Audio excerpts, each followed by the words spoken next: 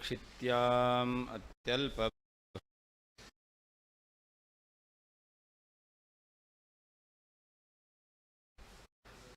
धर्त्रेऽथ हर्त्रे हयमुखहरये मुत्रपात्रे नमस्ते तस्मै कस्मैचिदस्मन् मनस्कथा विस्मृतौ स्मारकाय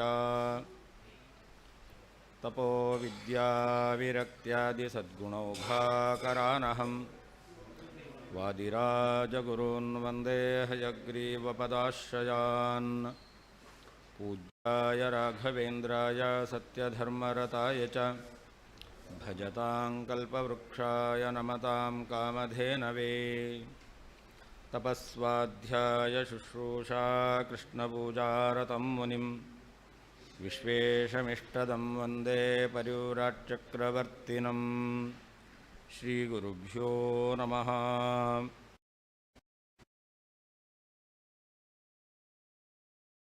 ब्रह्म परब्रह्म तदेव हि नित्यशुद्धश्च भगवान् नित्यमुक्तो मम प्रभुः बन्धमूलो यतो दोषो बन्धाभावे न कश्चन। ಅದ್ವೈತ ಮತದಲ್ಲಿ ಇಬ್ಬರು ಬ್ರಹ್ಮ, ಒಬ್ಬ ನಿರ್ಗುಣ ಬ್ರಹ್ಮ, ಇನ್ನೊಬ್ಬ ಸಗುಣ ಬ್ರಹ್ಮ ಅಂತ. ಸಗುಣ ಬ್ರಹ್ಮ ಅಂದರೆ ಯಾರು? ನಾವು ಯಾವ ಬ್ರಹ್ಮನನ್ನು ಹೇಳ್ತೇವೆ, ವಿಷ್ಣು ಶಬ್ದದಿಂದ ವ್ಯವಹಾರ ಮಾಡ್ತೇವೆ, ನಾರಾಯಣ ಶಬ್ದದಿಂದ ವ್ಯವಹಾರ ಮಾಡ್ತೇವೆ, ಇವನನ್ನೇ ಅವರು ಸಗುಣ ಬ್ರಹ್ಮ ಅಂತ ಕರೀತಾರೆ. ಈ ಸಗುಣ ಬ್ರಹ್ಮನನ್ನು ಬಿಟ್ಟು ಇನ್ನೊಬ್ಬ ನಿರ್ಗುಣ ಬ್ರಹ್ಮ ಇದ್ದಾನೆ ಅಂತ ಅವರ ಅಭಿಪ್ರಾಯ. ಅದನ್ನು ಖಂಡನೆ ಮಾಡ್ತಾ ಇದ್ದಾರೆ. ವಿಷ್ಣುವಿಗಿಂತ ಅತಿರಿಕ್ತನಾದಂತಹ ಇನ್ನೊಬ್ಬ ನಿರ್ಗುಣ ಬ್ರಹ್ಮ ಇಲ್ಲವೇ ಇಲ್ಲ. ಈ ಸಗುಣ ಬ್ರಹ್ಮ ಇವನನ್ನೇ ಶಾಸ್ತ್ರ ನಿರ್ಗುಣ ಬ್ರಹ್ಮ ಅಂತಲೂ ವ್ಯವಹಾರ ಮಾಡುತ್ತಾ ಇದ್ದಷ್ಟೇ. ಒಬ್ಬನಿಗೇನೆ ಸಗುಣ ನಿರ್ಗುಣ ಅಂತ ಹೆಸರೇ ವಿನಃ ಸಗುಣ ಬ್ರಹ್ಮ ಬೇರೆ, ನಿರ್ಗುಣ ಬ್ರಹ್ಮ ಬೇರೆ. ಸಗುಣ ಬ್ರಹ್ಮನಿಗಿಂತ ಮೇಲೆ ಇರತಕ್ಕಂಥವನು ನಿರ್ಗುಣ ಬ್ರಹ್ಮ ಅಂತ ಅವರೇನು ಹೇಳ್ತಾ ಇದ್ದಾರೆ, ಅದು ಸರಿಯಲ್ಲ ಅಂತ ಆ ವಿಷಯವನ್ನು ಈಗ ಮುಂದೆ ವಿವರಣೆ ಮಾಡ್ತಾ ಇದ್ದಾರೆ. ಸಗುಣ ಬ್ರಹ್ಮ ನಿರ್ಗುಣ ಬ್ರಹ್ಮ ಒಂದೇ. ನಿರ್ಗುಣ ಬ್ರಹ್ಮನಿಗಿಂತ ಅತಿರಿಕ್ತನಾದ ಇನ್ನೊಬ್ಬ ಸಗುಣ ಬ್ರಹ್ಮ ಅಂತ ಇಲ್ಲವೇ ಇಲ್ಲ, ಅಥವಾ ಸಗುಣ ಬ್ರಹ್ಮನಿಗಿಂತ ಅತಿರಿಕ್ತನಾದಂತಹ ಇನ್ನೊಬ್ಬ ನಿರ್ಗುಣ ಬ್ರಹ್ಮ ಇಲ್ಲವೇ ಇಲ್ಲ ಅಂತ ಈ ಮುಂದಿನ ಭಾಗದಲ್ಲಿ ಹೇಳಲಿಕ್ಕೆ ಹೊರಟಿದ್ದಾರೆ. ಹಿಂದೆ ಹೇಳಿದ್ದು ಸ್ವಪ್ರಕಾಶತ್ವ ಭಗವಂತನಲ್ಲಿ ಒಪ್ಪಲೇಬೇಕು.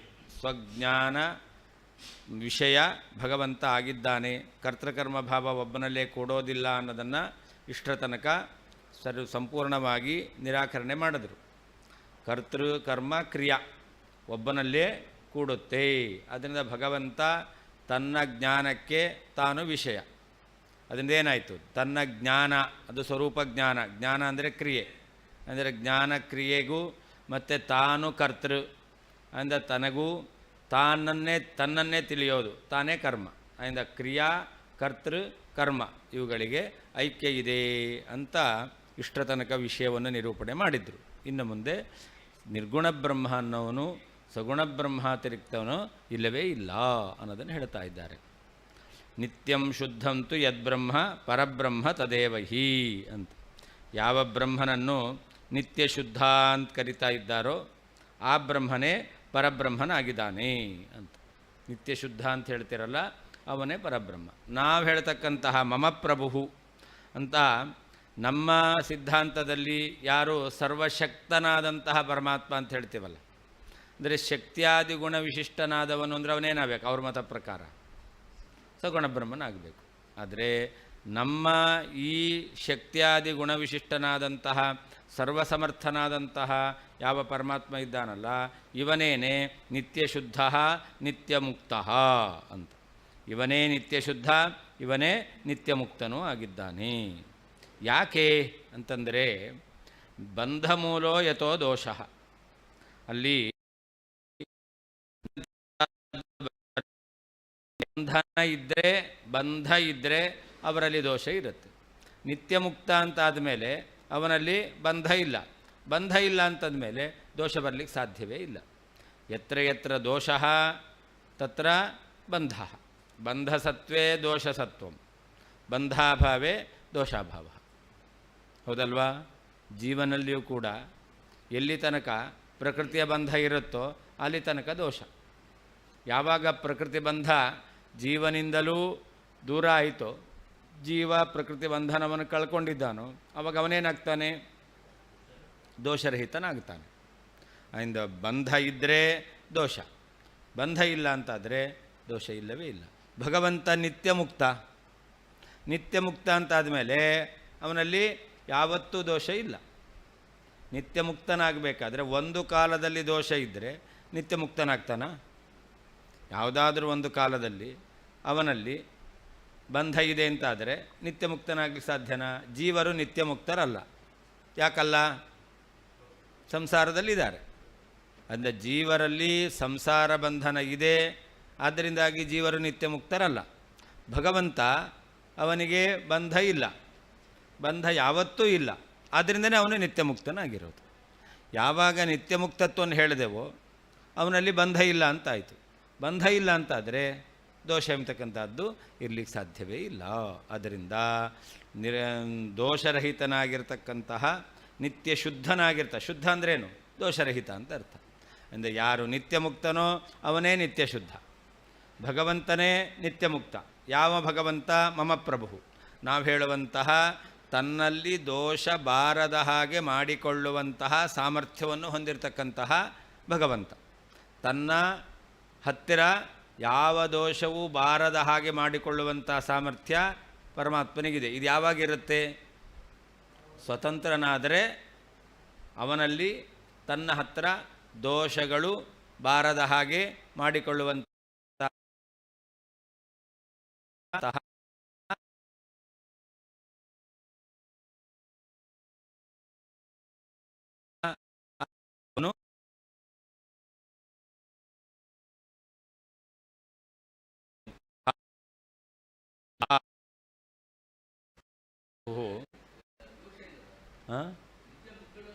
ನಿತ್ಯ ಮುಕ್ತ ಅಂತಂದರೆ ಬಂಧಾದಿ ದೋಷ ಇಲ್ಲ. ನಿತ್ಯ ಮುಕ್ತ ಅಂದರೆ ನಿತ್ಯ ಬಂಧನ ರಹಿತ ಅಂತ ಅರ್ಥ.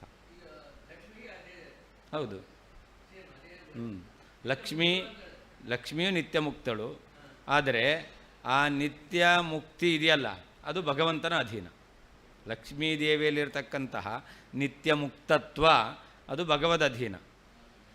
ಭಗವಂತನಲ್ಲಿರ್ತಕ್ಕಂತಹ ನಿತ್ಯ ಮುಕ್ತತ್ವ ಪರಾಧೀನ ಅಲ್ಲ. ಇಷ್ಟೇ ವ್ಯತ್ಯಾಸ. ಲಕ್ಷ್ಮೀದೇವಿಯೂ ನಿತ್ಯ ಮುಕ್ತಳು, ಪರಮಾತ್ಮನೂ ನಿತ್ಯ ಮುಕ್ತ.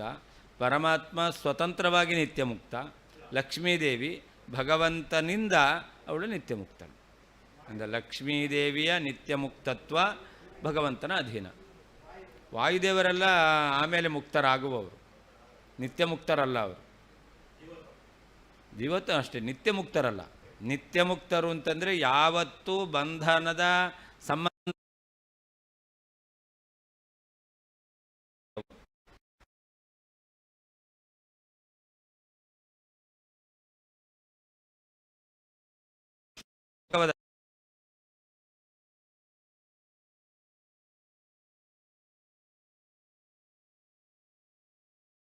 ಅಲ್ಲ.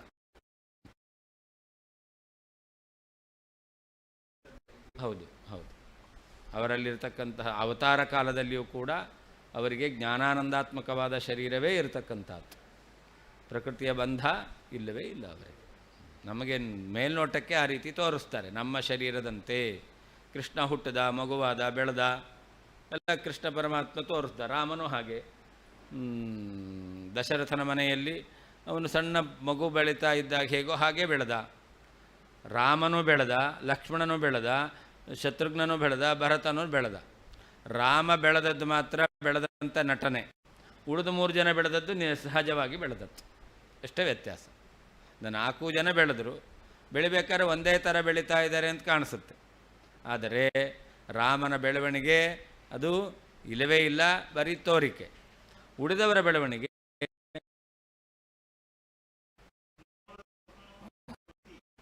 ಏನು ವ್ಯತ್ಯಾಸ ಇಲ್ಲ. ಪೂರ್ಣಮದಃ ಪೂರ್ಣಮಿದಂ, ಅದು ಪೂರ್ಣ ಇದು ಪೂರ್ಣ, ಯಾವ ರೀತಿಯಾದ ವ್ಯತ್ಯಾಸವೂ ಇಲ್ಲ. ಪೂರ್ಣಾತ್ ಪೂರ್ಣಮುದಚ್ಯತೆ ಪೂರ್ಣಸ್ಯ ಪೂರ್ಣಮಾದಾಯ ಪೂರ್ಣಮೇವಾವಶಿಷ್ಯತೆ.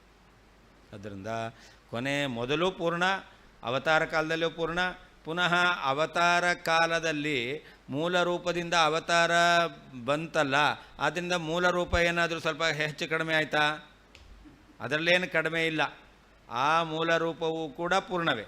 ಈ ಅವತಾರ ರೂಪ ಬಂತಲ್ಲ, ಇದು ಮೂಲ ರೂಪದಿಂದ ಬಂದು ಇದರಲ್ಲೇನಾದರೂ ಸ್ವಲ್ಪ ಕಡಿಮೆ ಇದೆಯಾ? ಇಲ್ಲ. ಅದಕ್ಕೆ ಪೂರ್ಣಮದಃ ಪೂರ್ಣಮಿದಂ, ಮೂಲ ರೂಪವೂ ಪೂರ್ಣ, ಅವತಾರ ರೂಪವೂ ಪೂರ್ಣವೇ. ಹಾಂ, ಯಾರಿಗೆ?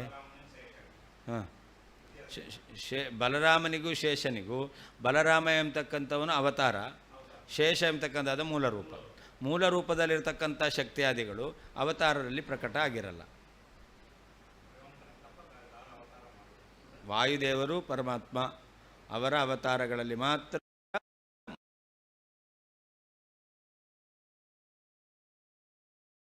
ಎಲ್ಲವೂ ಅವತಾರದಲ್ಲಿ ಪ್ರಕಟ ಆಗಿರಲ್ಲ.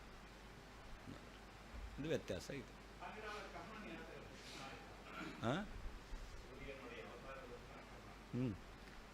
ಅದೆಲ್ಲ ಅವರ ಪ್ರಾರಬ್ಧ ಕರ್ಮ ಎಂಬತಕ್ಕಂಥದ್ದು. ಅದಕ್ಕೆ ಸೂರ್ಯ, ಈಗ ದೇವತೆಗಳೆಲ್ಲ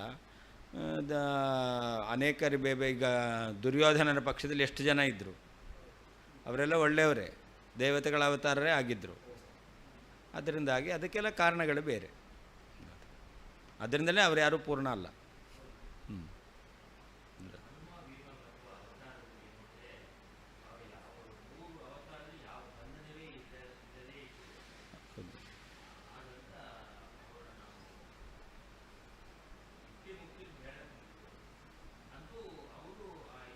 ಅದಕ್ಕೆ ಅವರಿಗೆ ಅಶರೀರ ಅಂತ ಕರೆಯೋದು. ವಾಯುದೇವರನ್ನು ಅಶರೀರ ಅಂತ ಕರೀತಾರೆ. ಯಾಕೆ? ಶರೀರ ಇದ್ದರೂ ಕೂಡ ಶರೀರದ ವಿಕಾರಗಳಿಲ್ಲ. ಶರೀರದಲ್ಲಾಗತಕ್ಕಂತಹ ವಿಕಾರ, ಅದರಿಂದ ತನ್ನಿಮಿತ್ತವಾಗಿರತಕ್ಕಂತಹ ಹಿಗ್ಗುವಿಕೆ ಕುಗ್ಗುವಿಕೆ ಅದಿಲ್ಲ. ಅದರಿಂದ ಅವರನ್ನು ಅಶರೀರ ಅಂತ ಕರೀತಾರೆ. ಆದರೆ ಅವರಿಗೂ ಪರಮಾತ್ಮನಿಗೂ ವ್ಯತ್ಯಾಸ ಇದೆ. ಲಕ್ಷ್ಮೀದೇವಿಗೆ ಪ್ರಾಕೃತಿಕ ಶರೀರವೇ ಇಲ್ಲ, ಇವರಿಗೆ ಹಾಗಲ್ಲ, ಪ್ರಾಕೃತಿಕ ಶರೀರ ಇದೆ. ಬ್ರಹ್ಮದೇವರಿಗೆ, ವಾಯುದೇವರಿಗೆ ಮೂಲ ರೂಪದಲ್ಲಿಯೂ ಪ್ರಾಕೃತಿಕ ಶರೀರ ಇದೆ, ಅವತಾರ ರೂಪದಲ್ಲಿಯೂ ಕೂಡ ಅವರಿಗೆ ಪ್ರಾಕೃತಿಕ ಶರೀರ ಇದೆ. ಪರಮಾತ್ಮನಿಗಾಗಬೇಕಾದ್ರೆ ಎಲ್ಲೂ ಇಲ್ಲ, ಲಕ್ಷ್ಮಿಗಿಲ್ಲ. ಲಕ್ಷ್ಮಿಗೆ ಪ್ರಾಕೃತಿಕ ರೂಪ ಇಲ್ಲ. ಅದೇ ಪ್ರಾಕೃತಿಕ ಶರೀರದ ವಿಕಾರ ಅದಿಲ್ಲ. ಅದಕ್ಕೆ ಅಶರೀರ ಅಂತ ಕರೆಯೋದು. ಶರೀರ ಇದ್ದರೂ ಶರೀರದ ಡಿಫೆಕ್ಟ್ ಇಲ್ಲ, ಶರೀರದ ಎಫೆಕ್ಟ್ ಮಾತ್ರ ಕೊಡ್ತಾರಷ್ಟೆ. ಹಾಂ, ಅದರಿಂದ ರುಕ್ಮಿಣಿ ಸತ್ಯಭಾಮ ಅವರಿಬ್ಬರು ಮಾತ್ರ ಸಾಕ್ಷಾ ಲಕ್ಷ್ಮೀದೇವಿಯ ಅವತಾರ. ಉಳಿದದ್ದೆಲ್ಲ ಅವರು ಯಾರಿಗೆ ಇಲ್ಲ. ಕೃಷ್ಣನಿಗೆ ಹೇಗೋ ಹಾಗೆ, ಕೃಷ್ಣನಿಗೆ ಹೇಗೋ ಹಾಗೆ ರುಕ್ಮಿಣಿ ಸತ್ಯಭಾಮ ಅವರಿಗೂ ಕೂಡ ಅಪ್ರಾಕೃತವಾದ ಶರೀರವೇ.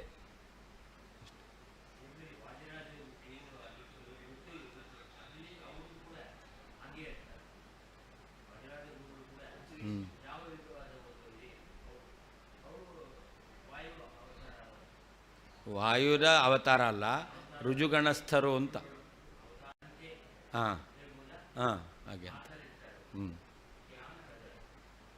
ಅವರು ರುಜುಗಣಸ್ಥರು ಅಂತ ಆದಮೇಲೆ ರುಜುಯೋಗಿಗಳಿಗೆ ಏನು ಸ್ವರೂಪ ಇರುತ್ತೋ ಅಂತಹ ಸ್ವರೂಪ ಅವರದ್ದು.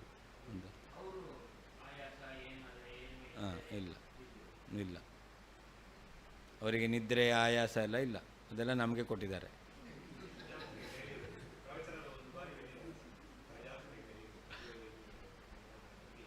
ಅದಕ್ಕೆ ವಾಯುದೇವರು ನಮ್ಮ ಶರೀರದಲ್ಲಿ ಇದ್ದುಕೊಂಡು ಯಾವಾಗಲೂ ಶ್ವಾಸೋಚ್ಛ್ವಾಸ ಮಾಡಿಸ್ತಾನೆ ಇರ್ತಾರೆ.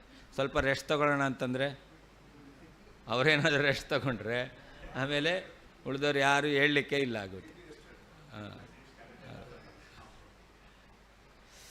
ಅದರಿಂದ ಅವರು ನಿತ್ಯ ಮುಕ್ತರಾಗಿದ್ದಾರೆ.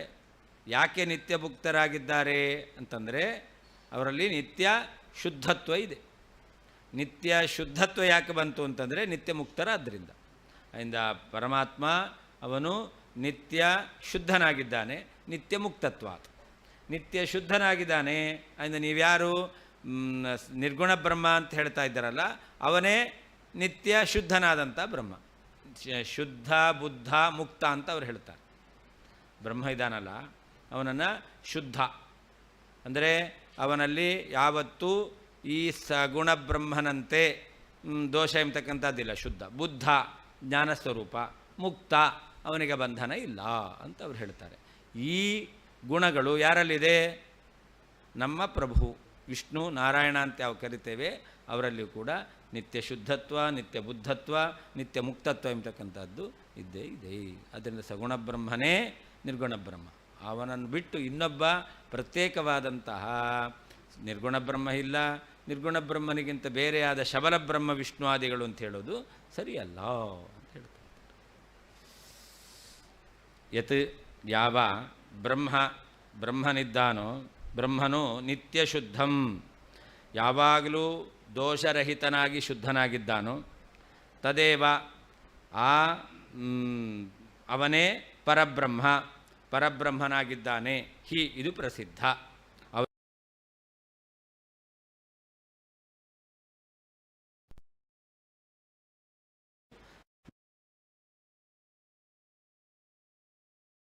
ಅಂದರೆ ಸ್ವಸಾಮರ್ಥ್ಯದಿಂದಲೇ ಅವನು ಭಗವಾನ್ ಪರಿಪೂರ್ಣನಾದಂತಹ ಗುಣಪೂರ್ಣನಾದಂತಹ ಷಡ್ಗುಣೇಶ್ವರ ಸಂಪನ್ನನಾದಂತಹ ಪರಮಾತ್ಮನು ನಿತ್ಯ ಶುದ್ಧ ಯಾವಾಗಲೂ ದೋಷರಹಿತನಾಗಿದ್ದಾನೆ. ನಿತ್ಯ ಮುಕ್ತನೂ ಆಗಿದ್ದಾನೆ. ಯತಃ ಏಕೆಂದರೆ ದೋಷವು ಬಂಧಮೂಲ ಬಂಧದಿಂದ ಬರತಕ್ಕಂಥದ್ದು.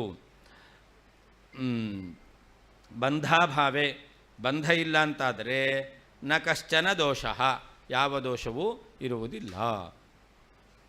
ಯತ್ ಬ್ರಹ್ಮ ಯಾವ ಬ್ರಹ್ಮನು ನಿತ್ಯ ಶುದ್ಧಂ ಯಾವಾಗಲೂ ಶುದ್ಧನಾಗಿ ದೋಷರಹಿತನಾಗಿದ್ದಾನೋ ತದೇವ ಅವನೇ ಪರಬ್ರಹ್ಮ ಎಂಬುದಾಗಿ ಪ್ರಸಿದ್ಧ.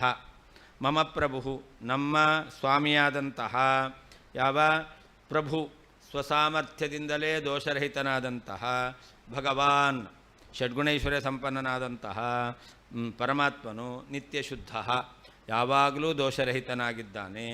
ಯಾಕೆ? ನಿತ್ಯ ಮುಕ್ತ ಯಾವಾಗಲೂ ಮುಕ್ತನೇ ಆಗಿದ್ದಾನೆ. ಯತಃ ಯಾವ ಕಾರಣದಿಂದ ದೋಷವು ಬಂಧಮೂಲಂ ಬಂಧವೇ ಕಾರಣವಾಗಿ ಉಳ್ಳದ್ದು. ಬಂಧ ಇದ್ದರೆ ದೋಷ ಇರುತ್ತದೆ. ಬಂಧಾಭಾವೆ ಬಂಧ ಇಲ್ಲ ಅಂತಾದರೆ ನ ಕಶ್ಚನ ದೋಷ ಯಾವ ದೋಷವೂ ಇರುವುದಿಲ್ಲ. ಇದಾನೀಂ ವಿಷ್ಣುವಾಖ್ಯ ಪರಬ್ರಹ್ಮಣಃ ಪರೋದೀರಿತಂ ಯಚ್ಚಬಲತ್ವಾಖ್ಯ ಅಪರಬ್ರಹ್ಮತ್ವಂ ತದಪಿ ಯುಕ್ತಿಯ ನಿರಾಕರೋತಿ ಅಂತ. ಈಗ ಮಾಯಾವಾದಿಗಳು ಹೇಳ್ತಕ್ಕಂಥದ್ದೇನಂತ, ಈ ವಿಷ್ಣು ಇದ್ದಾನಲ್ಲ ವಿಷ್ಣು ಇದ್ದಾರೆ. ಯತ್ ಬ್ರಹ್ಮ ನಿತ್ಯ ಶುದ್ಧಂ ಯಾವ ಬ್ರಹ್ಮ ನಿತ್ಯ ಶುದ್ಧನಾಗಿದ್ದಾನೆ. ಏನರ್ಥ ಅದಕ್ಕೆ ಹೇಳ್ತಾರೆ? ಅಜ್ಞಾನ ಸಂಸಾರಾದಿ ದೋಷ ಅಶಬಲಿತಂ ಅಂತ. ದೋಷಾಶಬಲಿತಂ ಅಂತ ಅರ್ಥ. ಅಜ್ಞಾನ ಸಂಸಾರಾದಿ ದೋಷ ಅಶಬಲಿ ಇತ್ಯನೇನ ಶ್ರುತ್ಯಾದಿ ಪ್ರಸಿದ್ಧಿಂ ಸೂಚಯತಿ. ಅಲ್ಲಿ ನಿತ್ಯಶುದ್ಧಂತು ಯತ್ ಬ್ರಹ್ಮ ಪರಬ್ರಹ್ಮ ತದೇವ ಅಂತ ಹೇಳಿದ್ದಾರೆ. ಅಂದರೆ ನಿತ್ಯಶುದ್ಧನಾದಂತಹ ಯಾರೋ ಅವನೇ ಪರಬ್ರಹ್ಮ ಎಂಬತಕ್ಕಂಥದ್ದು ಶ್ರುತಿಯಿಂದಲೂ ಪ್ರಸಿದ್ಧವಾಗಿರತಕ್ಕಂಥದ್ದು ಅಂತ.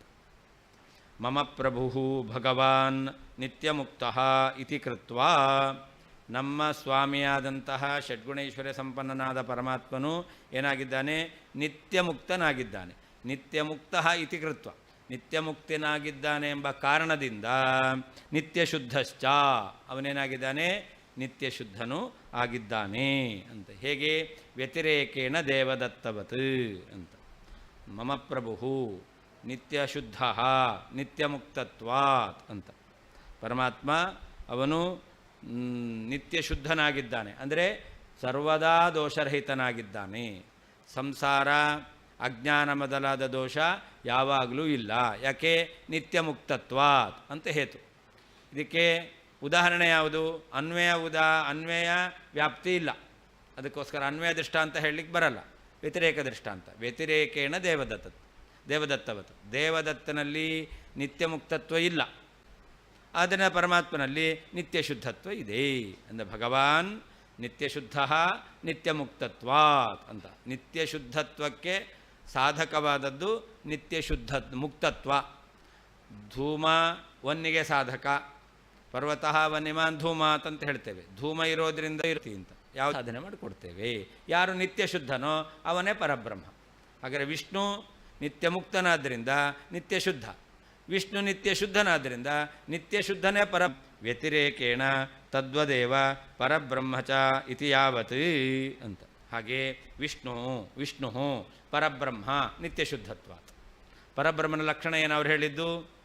ನಿತ್ಯ ಶುದ್ಧ ಯಾರೋ ಅವನೇ ಪರಬ್ರಹ್ಮ ಅಂತ. ಮುಕ್ತತ್ವಾತ್ ವ್ಯತಿರೇಕೇಣ ದೇವ ವಿಷ್ಣು ಪರಬ್ರಹ್ಮ ಅಂತ ಸಿದ್ಧ. ಸರ್ವದಾ ಸಂಸಾರರಹಿತ ಚೇತನತ್ವಂ ಅಂತ. ನಿತ್ಯ ಮುಕ್ತತ್ವ ಅಂದರೆ ಯಾವಾಗಲೂ ಸಂಸಾರ ಇಲ್ಲದೇ ಇರತಕ್ಕಂತಹ ಚೇತನನಾಗಿದ್ದಾನೆ ಅಂತ. ನಿತ್ಯ ಶುದ್ಧತ್ವ ಅಂದ್ರೇನು? ಮೊದಲನೇದಾಗಿ ವಿಷ್ಣು ನಿತ್ಯ ಶುದ್ಧ ನಿತ್ಯ ಮುಕ್ತತ್ವಾತ್ ಅಂತ ಅನುಮಾನ ಮಾಡಿತ್ತು. ಇಲ್ಲಿ ನಿತ್ಯ ಶುದ್ಧತ್ವ ಅಂದ್ರೇನು, ನಿತ್ಯ ಮುಕ್ತತ್ವ ಅಂದರೆ ಇವನ್ನು ಸಾಧ್ಯ ಮಾಡಿದ್ದಾರೆ. ಯಾವ ಹೇತುವಿನಿಂದ ನಿತ್ಯ ಶುದ್ಧತ್ವವನ್ನು ಸಾಧನೆ ಮಾಡೋದು? ನಿತ್ಯ ಮುಕ್ತತ್ವದಿಂದ. ಹಾಗಾದರೆ ನಿತ್ಯ ಮುಕ್ತತ್ವದ ಅರ್ಥ ಬೇರೆ ಆಗಿರಬೇಕು, ನಿತ್ಯ ಶುದ್ಧತ್ವ ಎಂಬತಕ್ಕಂಥದ್ರ ಅರ್ಥ ಬೇರೆ ಆಗಿರಬೇಕು. ಹಾಗಾದರೆ ನಿತ್ಯ ಮುಕ್ತತ್ವ ಅಂದರೆ ಏನು, ನಿತ್ಯ ಶುದ್ಧತ್ವ ಅಂದರೆ ಏನು ಅದನ್ನು ಹೇಳ್ತಾ ಇದ್ದಾರೆ. ನಿತ್ಯ ಮುಕ್ತತ್ವ ಅಂತಂದರೆ ಸಂಸಾರ ರಹಿತನಾದ ಚೇತನ ಅಂತ ಅರ್ಥ. ವಿಷ್ಣು ನಿತ್ಯ ಶುದ್ಧ ದೋಷರಹಿತ. ಹಾಗಾದರೆ ನಿತ್ಯ ಶುದ್ಧ. ಈಗ ಪರಬ್ರಹ್ಮ ವಿಷ್ಣು ನಿತ್ಯ ಶುದ್ಧ, ಅದಕ್ಕರ್ಥ ಅಜ್ಞಾನ ಭ್ರಮಾದಿ ದೋಷರಹಿತವಾನ್, ದೋಷಾಭಾವಾನ್.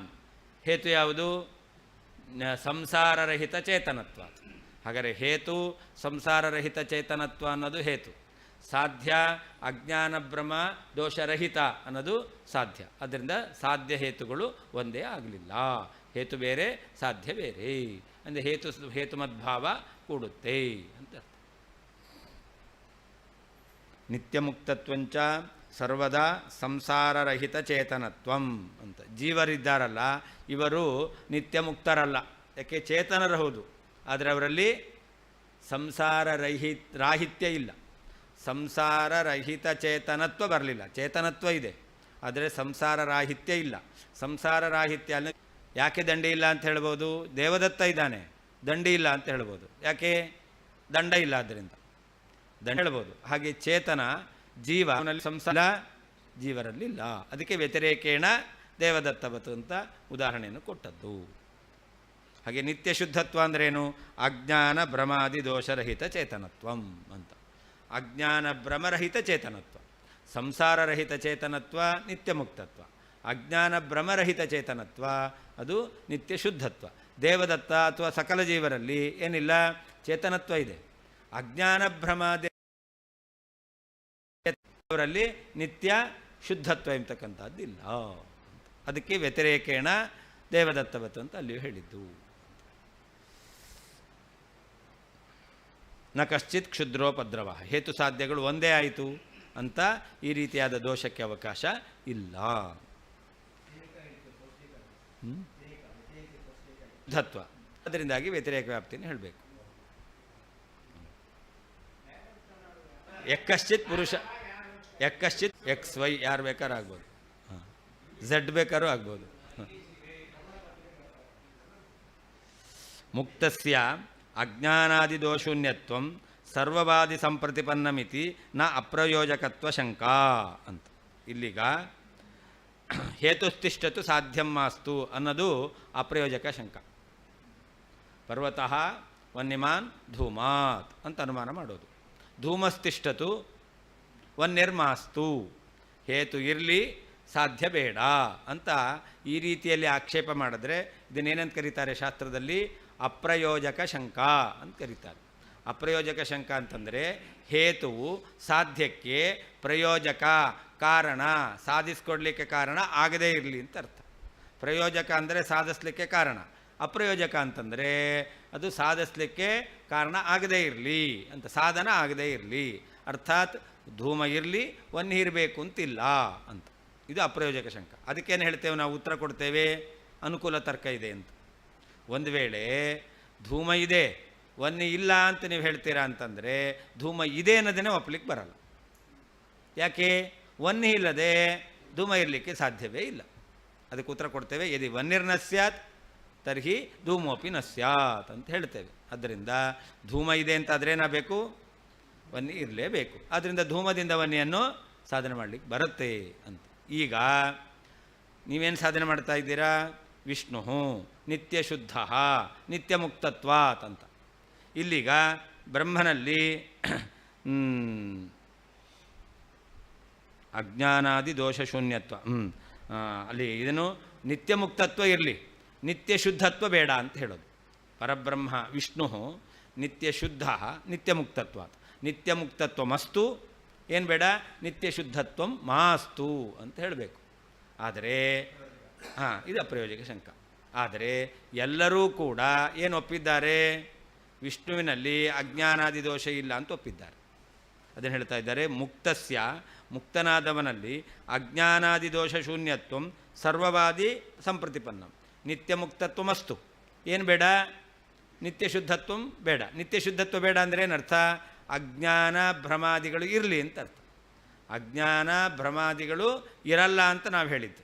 ಅವರೇನು ಅಪ್ರಯೋಜಕ ಶಂಕೆ ಮಾಡಬೇಕು? ನಿತ್ಯ ಮುಕ್ತತ್ವ ಮಸ್ತು, ಆದರೆ ಅಜ್ಞಾನ ಭ್ರಮಾದಿಗಳೇ ಇರಲಿ, ಅಜ್ಞಾನ ಭ್ರಮಾದಿಗಳ ಅಭಾವ ಬೇಡ ಅಂತ ಹೇಳಬೇಕು. ಆದರೆ ಮುಕ್ತನಲ್ಲಿ ಏನು ಒಪ್ಪಿದ್ದಾರೆ? ಅಜ್ಞಾನ ಭ್ರಮಾದಿಗಳಿಲ್ಲ ಅಂತ ಒಪ್ಪಿದ್ದಾರೆ. ಮುಕ್ತನಾದವನಲ್ಲಿಯೇ ಅಜ್ಞಾನ ಭ್ರಮಾದಿಗಳಿಲ್ಲ ಅಂತಂದ ಮೇಲೆ ನಿತ್ಯ ಮುಕ್ತನಲ್ಲಿ ಅಜ್ಞಾನ ಭ್ರಮಾದಿಗಳು ಬರಲಿಕ್ಕೆ ಸಾಧ್ಯ ಇದೆಯಾ? ಇಲ್ಲವೇ ಇಲ್ಲ. ಮುಕ್ತನಾದ ಚೇತನ ಇದ್ದಾನಲ್ಲ, ಅವನಲ್ಲೇ ಅಜ್ಞಾನ ಭ್ರಮ ಇಲ್ಲ. ಅಂದಮೇಲೆ ನಿತ್ಯ ಮುಕ್ತನಾದವನು ಅಂತ ಹೇಳಿದ ಮೇಲೆ ಅವನಲ್ಲಿ ಅಜ್ಞಾನ ಭ್ರಮಾದಿಗಳ ದೋಷಕ್ಕೆ ಅವಕಾಶವೇ ಇಲ್ಲ. ಆದ್ದರಿಂದ ಏನಾಗಬೇಕು? ಎಲ್ಲಿ ನಿತ್ಯ ಮುಕ್ತತ್ವ ಇರುತ್ತೋ ಅಲ್ಲಿ ನಿತ್ಯ ಶುದ್ಧತ್ವ ಇದ್ದೇ ಇರುತ್ತೆ ಅಂತ ಅರ್ಥ. ಮುಕ್ತತ್ವ ಇದ್ದಲ್ಲಿ ಶುದ್ಧತ್ವ ಇರುತ್ತೆ, ನಿತ್ಯ ಮುಕ್ತತ್ವ ಇದ್ದಲ್ಲಿ ನಿತ್ಯ ಶುದ್ಧತ್ವ ಇರುತ್ತೆ.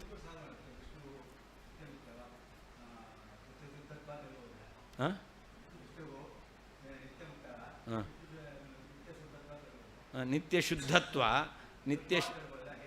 ನಿತ್ಯ ಶುದ್ಧತ್ವ ಅಂತ ಹೇಳ್ತೀರಾ. ನಿತ್ಯ ಶುದ್ಧತ್ವ ಯಾಕೆ? ನಿತ್ಯ ಶುದ್ಧತ್ವ ಯಾಕೆ? ನಿತ್ಯ ಶುದ್ಧತ್ವ ಅಂದರೆ ಏನು ಹೇಳಬೇಕು? ನಿತ್ಯ ಶುದ್ಧತ್ವ ಅಂತಂದರೆ ಅಜ್ಞಾನಾದಿ ದೋಷ ಇಲ್ಲ. ಯಾಕಿಲ್ಲ? ಯಾಕೆ? ಅದಕ್ಕೆ ಕಾರಣ ಕೊಡಬೇಕು. ಆದರೆ ಇವಾಗ ನಿತ್ಯ ಮುಕ್ತ ಅಂತ ಹೇಳಿದ ಮೇಲೆ ನಿತ್ಯ ಮುಕ್ತತ್ವದಿಂದ ನಿತ್ಯ ಶುದ್ಧತ್ವ ಸಾಧನೆ ಮಾಡ್ಬೋದು. ನಿತ್ಯ ಶುದ್ಧತ್ವದಿಂದ ನಿತ್ಯ ಮುಕ್ತತ್ವ ಸಾಧನೆ ಮಾಡಲಿಕ್ಕೆ ಆಗಲ್ಲ. ಯಾಕೆ? ನಿತ್ಯ ಶುದ್ಧತ್ವ ಯಾಕೆ ಅಂತ ಪುನಃ ಕಾರಣ ಹೇಳಬೇಕಾಗುತ್ತೆ. ನಿತ್ಯ ಮುಕ್ತ ಅಂತ ಹೇಳಿ, ಮುಕ್ತ ಶಬ್ದದ ಅರ್ಥ ಏನು? ದೋಷರಹಿತ ಅಂತ ಅರ್ಥ. ನಿತ್ಯ ಮುಕ್ತ ಅಂದ್ರೇನು? ಹಾಗೆ ನಿತ್ಯ ದೋಷರಹಿತನಾದ ಮೇಲೆ ಆವಾಗ ಅವನಲ್ಲಿ ಶುದ್ಧತ್ವ ಬರಬೇಕೋ ಬೇಡವೋ?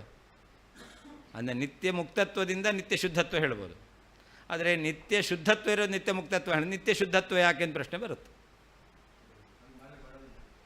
ಅದಕ್ಕೋಸ್ಕರ ಇಲ್ಲಿ ಹೇಳ್ತಾ ಇರೋದು ಭಗವಂತನ ನಿತ್ಯ ಮುಕ್ತತ್ವ ಇರೋದ್ರಿಂದ ನಿತ್ಯ ಶುದ್ಧತ್ವ ಇದೆ. ಹೌದು. ತದೇವ ಸ್ಪಷ್ಟಯತಿ, ಅದನ್ನೇ ಹೇಳ್ತಾ ಇದ್ದಾರೆ. ಬಂಧ ಮೂಲೋ ಯಥೋ ದೋಷ ಬಂಧಾಭಾವೇ ನ ಕಶ್ಚನ ಅಂದ. ಬಂಧ ಮೂಲ ದೋಷ ಅಂದರೆ ಮುಕ್ತಿ ಇಲ್ಲ, ಮುಕ್ತನಲ್ಲ. ಮುಕ್ತನಲ್ಲ ಅಂದರೆ ಬದ್ಧ. ಬಂಧ ಇದೆ ಅಂತಾದರೆ ಆವಾಗ ಅಜ್ಞಾನ ಭ್ರಮಾದಿ ದೋಷಗಳು ಬರುತ್ತೆ. ಯಾವಾಗ ಬಂಧ ಇಲ್ಲವೋ ಅವಾಗೇನಿಲ್ಲ, ದೋಷ ಇಲ್ಲ. ಅಂದರೆ ಮುಕ್ತತ್ವ ಇದ್ದಲ್ಲಿ ದೋಷಾಭಾವ ಶುದ್ಧತ್ವ ಇರುತ್ತೆ, ನಿತ್ಯ ಮುಕ್ತತ್ವ ಇದ್ದಲ್ಲಿ ನಿತ್ಯ ಶುದ್ಧತ್ವ ಇರುತ್ತೆ. ಅದು ಭಗವಂತ ವಿಷ್ಣು ನಿತ್ಯ ಮುಕ್ತನಾಗಿದ್ದಾನೆ, ಆದ್ದರಿಂದ ಅವನು ನಿತ್ಯ ಶುದ್ಧ, ಅಂದರೆ ಅವನೇ ಪರಬ್ರಹ್ಮ ಅಂತ.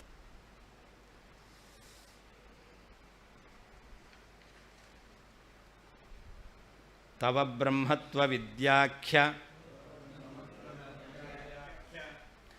ದೋಷೇಣ ಕಲಿಲಂ ಸದಾ ಅನಾದಿಕಾಲಮಾರಭ್ಯ ದೇಹೇ ದೇಹೇ ಚ ಸಂಸರತ್ ತಾನಲ್ಲ. ಅವ್ರೇನು ಬ್ರಹ್ಮ ಅಂತ ಹೇಳ್ತಾ ಇದ್ದಾರಲ್ಲ, ಶಬಲ ಬ್ರಹ್ಮ, ಆ ಶಬಲ ಬ್ರಹ್ಮ ಇದ್ದಾನಲ್ಲ ಅವನು ಪರಬ್ರಹ್ಮ ಆಗ್ಲಿಕ್ಕೆ ಸಾಧ್ಯ ಇಲ್ಲ. ಯಾಕೆ? ತವ ಬ್ರಹ್ಮತು, ನೀನು ಹೇಳ್ತಕ್ಕಂಥ ಬ್ರಹ್ಮ ಇದ್ದಾನಲ್ಲ ಶಬಲ ಬ್ರಹ್ಮ, ಅವನೇನಾಗಿದ್ದಾನೆ? ಅವಿದ್ಯಾಖ್ಯ ದೋಷೇಣ ಸದಾ ಕಲಿಲಂ ಅಂತ. ಅವನು ಯಾವಾಗಲೂ ಅವಿದ್ಯಾ ಎಂಬತಕ್ಕಂತಹ ದೋಷ ಉಳ್ಳವನಾಗಿದ್ದಾನೆ. ನೀನು ಹೇಳ್ತಕ್ಕಂಥ ಬ್ರಹ್ಮ ಅವನು ಪರಬ್ರಹ್ಮಾರಭ್ಯ ದೇಹೇ ದೇಹೇ ಚ ಸಂಸರತ್ ಅಂತ. ನಿಮ್ಮ ಬ್ರಹ್ಮ ಇದ್ದಾನಲ್ಲ, ಅವನೇನಾಗ್ತಾನೆ, ಅನಾದಿ ಕಾಲದಿಂದ ಪ್ರತಿಯೊಂದು ದೇಹದಲ್ಲಿಯೂ ಕೂಡ ಅವನು ಪ್ರವೇಶ ಮಾಡ್ತಾ ಇದ್ದಾನೆ. ಯಾರಿಗೆ? ಸಂಸಾರ. ಅವಿದ್ಯಾ ಸಂಬಂಧದಿಂದ ಆತ್ಮನಿಗೇನೆ. ಯಾವ ಆತ್ಮ? ಯಾವ ಪರಬ್ರಹ್ಮ ಅಂತ ಹೇಳ್ತಾರಲ್ಲ, ಆ ಪರಬ್ರಹ್ಮನಿಗೇನೆ ಅವಿದ್ಯಾ ಸಂಬಂಧದಿಂದ ಈ ದೇಹ ಪ್ರಾಪ್ತಿ, ದೇಹದಲ್ಲಿ ಪ್ರವೇಶ ಮಾಡ್ತಾನೆ. ಅವಿದ್ಯಾ ಸಂಬಂಧ ಯಾವಾಗ? ಅನಾದಿ ಕಾಲದಿಂದ. ಅನಾದಿ ಕಾಲದಿಂದ ಅವನಿಗೆ ಅವಿದ್ಯಾ ಸಂಬಂಧ ಇದೆ. ಅವಿದ್ಯಾ ಸಂಬಂಧದ ನಿಮಿತ್ತ ಶರೀರಗಳಲ್ಲಿ ಪ್ರವೇಶ ಮಾಡ್ತಾನೆ ಅಂತಂದರೆ ಆ ಬ್ರಹ್ಮ ಪರಬ್ರಹ್ಮ ಹೇಗಾಗ್ತಾನೆ? ಪರಬ್ರಹ್ಮ ಯಾರು? ನಿತ್ಯ ಶುದ್ಧನಾದವನ ಪರಬ್ರಹ್ಮ. ನಿಮ್ಮತ ಪ್ರಕಾರ ಆ ಪರಬ್ರಹ್ಮನಿಗೆ ಅವಿದ್ಯಾ ಸಂಬಂಧ ಇರೋದರಿಂದ ಅವನೇನಾಗಲಿಲ್ಲ? ನಿತ್ಯ ಶುದ್ಧನಾಗಲಿಲ್ಲ. ನಿತ್ಯ ಶುದ್ಧನಾಗಲಿಲ್ಲ ಅಂತಂದರೆ ಅವನು ಪರಬ್ರಹ್ಮ ಆಗಲಿ ಸಾಧ್ಯ ಇಲ್ಲ. ನಮ್ಮ ವಿಷ್ಣುವನ್ನು ನೀವು ಪರಬ್ರಹ್ಮ ಅಲ್ಲ ಅಂತ ಹೇಳಲಿಕ್ಕೆ ಕೊಡ್ತೀರಾ ಅಂತಂದರೆ, ನೀವು ಹೇಳುವಂಥ ಪರಬ್ರಹ್ಮ ಅವನು ಪರಬ್ರಹ್ಮ ಆಗಲಿಕ್ಕೆ ಸಾಧ್ಯವೇ ಇಲ್ಲ. ಪರಬ್ರಹ್ಮನ ಲಕ್ಷಣ ಏನು? ನಿತ್ಯ ಶುದ್ಧ. ಅದನ್ನು ಹೇಳಿದ್ದು, ನಿತ್ಯ ಶುದ್ಧಮ್ಮಿ ತದ್ಬ್ರಹ್ಮ. ಯಾರು ಪರಬ್ರಹ್ಮನೋ ಅವನು ನಿತ್ಯ ಶುದ್ಧನಾಗಿರಬೇಕು. ನಿತ್ಯ ಶುದ್ಧನಾಗಿರಬೇಕು ಅಂದರೆ ಏನರ್ಥ? ಯಾವತ್ತೂ ದೋಷ ಬರಬಾರದು. ನೀವೇನು ಹೇಳ್ತೀರಾ?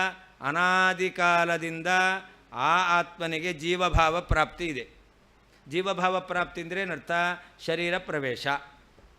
ಆತ್ಮ ಜೀವನಾಗ್ತಾನೆ ಅಂದರೆ ಏನರ್ಥ? ಈ ಶರೀರ ಪಾಂಚಭೌತಿಕ ಶರೀರ ಸಂಬಂಧ ಅವನಿಗಿದೆ ಅಂತಾಯಿತು. ಆ ಪಾಂಚಭೌತಿಕ ಶರೀರ ಸಂಬಂಧ ಪ್ರಾಪ್ತಿ ರೂಪವಾದಂತಹ ಈ ಜನ್ಮ ಅವನಿಗೆ ಹೇಗೆ ಬಂತು? ಅವಿದ್ಯೆಯಿಂದ. ಯಾವ ಪರಬ್ರಹ್ಮ ಇದ್ದಾನೆ ಅವಿದ್ಯಾ ಸಂಬಂಧದಿಂದಾಗಿ ಅವನಿಗೇನೆ ಈ ಶರೀರ ಪ್ರಾಪ್ತಿ ಇದೆ. ಇದು ಯಾವಾಗಿಂದ ಇದೆ? ಅನಾದಿ ಕಾಲದಿಂದ. ಹಾಗಿರಬೇಕಾದ್ರೆ ನೀವು ಹೇಳತಕ್ಕಂಥ ಪರಬ್ರಹ್ಮ ಶುದ್ಧನಾಗ್ತಾನ? ಇಲ್ಲ.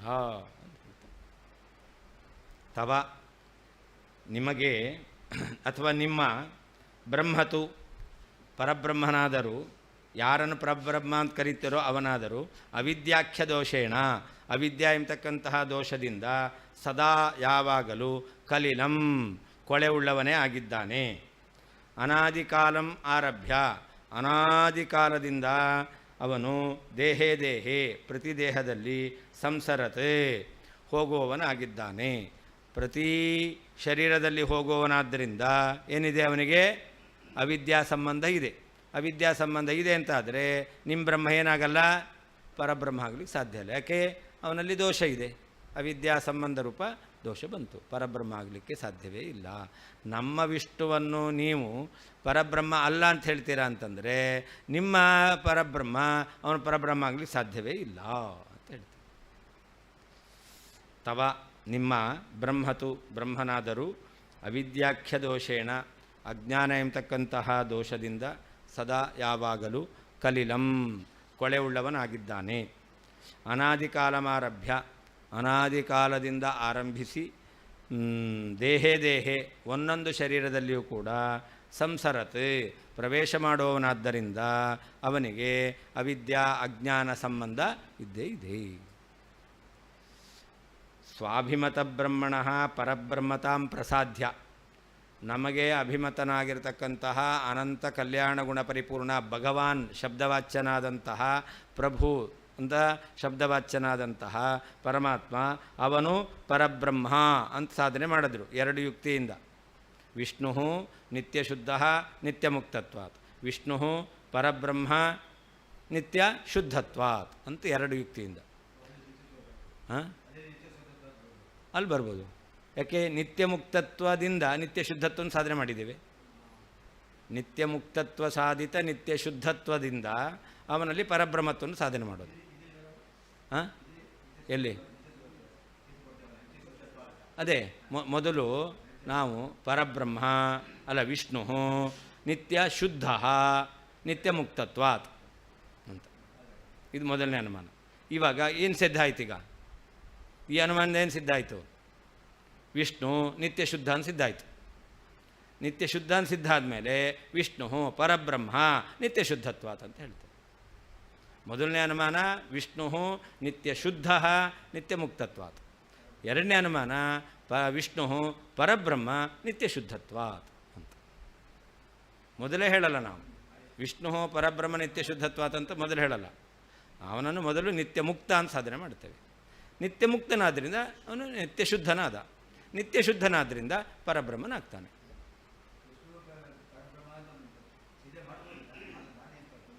ಅದನ್ನೇ ಹೇಳ್ತಾ ಇರೋದು. ಈಗ ಮೊದಲು ಈ ಶ್ಲೋಕದಲ್ಲಿ ನಮ್ಮ ಅಭಿಪ್ರಾಯದಂತೆ ವಿಷ್ಣು ಪರಬ್ರಹ್ಮ ಅಂತ ಸಾಧನೆ ಮಾಡಿ ಆಯಿತು.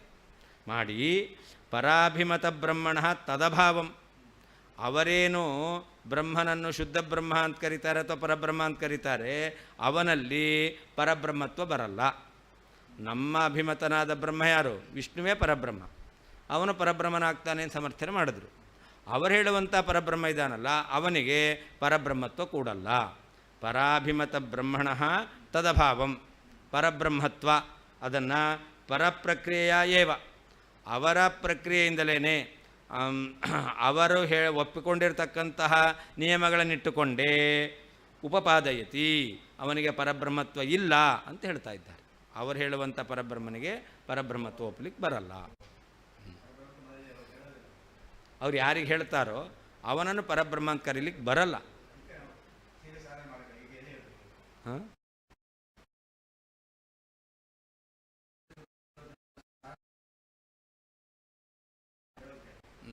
ಅಲ್ಲ ತಾನೆ, ಅವರೇನು ಒಪ್ಕೊಂಡಿದ್ದು, ಯಾರು ಪರಬ್ರಹ್ಮನೋ ಅವನು ಶುದ್ಧ ಬುದ್ಧ ಮುಕ್ತ ಅಂತ ಒಪ್ಪಿದ್ದಾನೆ. ಆಯಿತಾ? ಅದರಿಂದ ಪರಬ್ರಹ್ಮನ ಲಕ್ಷಣ ಏನು? ನಿತ್ಯತ್ವ, ಶುದ್ಧತ್ವ, ಬುದ್ಧತ್ವ, ಮುಕ್ತತ್ವ ಅಂತ. ಆಯಿತಾ? ಅದು ಪರಬ್ರಹ್ಮನ ಲಕ್ಷಣ. ನಿನ್ನ ಪರಬ್ರಹ್ಮನಲ್ಲಿ ಈ ಲಕ್ಷಣ ಬರಲ್ಲ ಅಂತ ಹೇಳ್ತಾ ಇದ್ದೇವೆ. ಯಾಕೆ ಬರಲ್ಲ?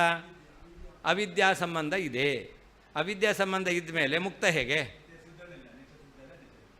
ಅದನ್ನ ನಿತ್ಯ ಮುಕ್ತತ್ವ ಬರಲಿಲ್ಲ. ನಿತ್ಯ ಮುಕ್ತತ್ವ ಬರಲಿಲ್ಲ ಅಂತಾದರೆ ನಿತ್ಯ ಶುದ್ಧತ್ವ ಬರಲಿಲ್ಲ. ನಿತ್ಯ ಶುದ್ಧತ್ವ ಬರಲಿಲ್ಲ ಅಂತಾದರೆ ಪರಬ್ರಹ್ಮತ್ವ ಬರಲ್ಲ ಅಂತ ಹೇಳ್ತಾ ಇದ್ದೇವೆ. ಬಹುಜೀವವಾದಿ ಪಕ್ಷಮಭಿಪ್ರೇತ್ಯ ಸದಾ ಇತ್ಯುಕ್ತಂ ಅಂತ. ಬಹುಜೀವವಾದಿಗಳಿದ್ದಾರೆ, ಅನೇಕ ಜೀವರಿದ್ದಾರೆ ಅಂತ. ಆ ಮತದಲ್ಲಿ ಏನಾಯಿತು? ಯಾವಾಗಲೂ ಇವನಿಗೆ ಅನೇಕ ಜೀವರಿದ್ದಾರೆ ಅಂತಾದರೆ, ಜೀವರು ಯಾವಾಗಲೂ ಇದ್ದಾರೆ. ಅನೇಕ ಜೀವರು ಇದ್ದಾರೆ ಅಂತಾದರೆ ಬ್ರಹ್ಮನಿಗೇನಾಯಿತು? ಯಾವಾಗಲೂ ಅವಿದ್ಯಾ ಸಂಬಂಧ ಇದೆ ಅಂತಾಯಿತು ಅಲ್ವಾ? ಸದಾ ಅಂತ ಹೇಳಿದ್ದು ಯಾಕೆ ಅಂತಂದರೆ ಅನೇಕ ಜೀವರಿದ್ದಾರೆ. ಅನೇಕ ಜೀವರು ಇರಬೇಕಾದ್ರೆ ಏನಾಗಬೇಕು? ಅಜ್ಞಾನ ಸಂಬಂಧ ಇರಬೇಕು. ಹಾಗಾದರೆ ಸದಾ ಅಜ್ಞಾನ ಸಂಬಂಧ ಇದೆ ಅಂತ. ಬಹುಜೀವವಾದ ಯಾಕೆ? ಏಕಸ್ಯ ಅಜ್ಞಾನ ನಿವೃತ್ತ್ಯಾಖ್ಯ ಮುಕ್ತೌ ಅಪಿ ಅಪರಸ್ಮಿನ್ ಅಜ್ಞಾನ ಅನುವರ್ತನಾದ್ ಇತಿ ಭಾವ ಅಂತ. ಏಕಜೀವವಾದದಲ್ಲಿ ಒಬ್ಬನಿಗೆ ಅಜ್ಞಾನ ನಿವೃತ್ತಿ ಆಯಿತು ಅಂತಂದರೆ ಆವಾಗ ಎಲ್ಲರಿಗೂ ಅಜ್ಞಾನ ನಿವೃತ್ತಿ ಆಗೋಯ್ತು. ಒಂದೇ ಲೈಟ್ ಇರೋದು, ಸ್ವಿಚ್ ಆಫ್ ಮಾಡಿಬಿಟ್ರೆ ಎಲ್ರಿಗೂ ಒಟ್ಟಿಗೇ ಕತ್ತಲೆ ಆಗುತ್ತೆ ಅಲ್ವಾ? ಅಥವಾ ಕತ್ತಲೆ ಇದೆ, ಒಂದು ಲೈಟ್ ಹಾಕಿದ್ರೆ ಎಲ್ರಿಗೂ ಕಾಣಿಸುತ್ತೆ ಅಲ್ವಾ? ಹಾಗೆ ಇಲ್ಲೂ ಕೂಡ ಒಂದು ಅಜ್ಞಾನ, ಒಬ್ಬನೇ ಚೇತನ ಅಂದ ಒಬ್ಬ ಚೇತನನಿಗೆ ಅಜ್ಞಾನ ಸಂಬಂಧದಿಂದ ಬಹುಜೀವಭಾವ ಬಂದಿದೆ. ಆಗ ಆ ಒಬ್ಬ ಚೇತನನಿಗೆ ಅಜ್ಞಾನ ಸಂಬಂಧ ಹೋಯಿತು ಅಂತಂದರೆ ಅವಾಗೇನಾಗುತ್ತೆ? ಯಾವ ಜೀವನೂ ಇಲ್ಲ ಅಂತ ಆಗ್ಬಿಡುತ್ತೆ. ಏಕಸ್ಯ ಅಜ್ಞಾನ ನಿವೃತ್ತಾಖ್ಯ ಮುಕ್ತೌ. ಬಹುಜೀವವಾದದಲ್ಲಿ ಹಾಗಾಗಲ್ಲ, ಏಕಜೀವವಾದದಲ್ಲಿ ಮಾತ್ರ ಇದನ್ನು ಹೇಳ್ತಾ ಇರೋದು ನಾನೀಗ. ಏಕಜೀವವಾದದಲ್ಲಿ ಒಬ್ಬನಿಗೆ ಅಜ್ಞಾನ ನಿವೃತ್ತಿ ಆಯಿತು ಅಂತಂದರೆ ಎಲ್ಲರಿಗೂ ಅಜ್ಞಾನ ನಿವೃತ್ತಿ ಆಗುತ್ತೆ. ಆದರೆ ಬಹುಜೀವವಾದಲ್ಲಿ ಆಗಬೇಕಾದ್ರೆ ಒಬ್ಬನಿಗೆ ಅಜ್ಞಾನ ನಿವೃತ್ತಿ ಆದರೂ ಕೂಡ ಇನ್ನೊಬ್ಬನಿಗೆ ಅಜ್ಞಾನ ಸಂಬಂಧ ಇರುತ್ತೆ. ಹಾಗಾದರೆ ಇನ್ನೊಬ್ಬನಿಗೆ ಅಜ್ಞಾನ ಸಂಬಂಧ ಇದೆ ಅಂತಾದರೆ ಪರಬ್ರಹ್ಮನಿಗೆ ಅವಿದ್ಯಾಖ್ಯ ದೋಷ ಸಂಬಂಧ ಯಾವಾಗ?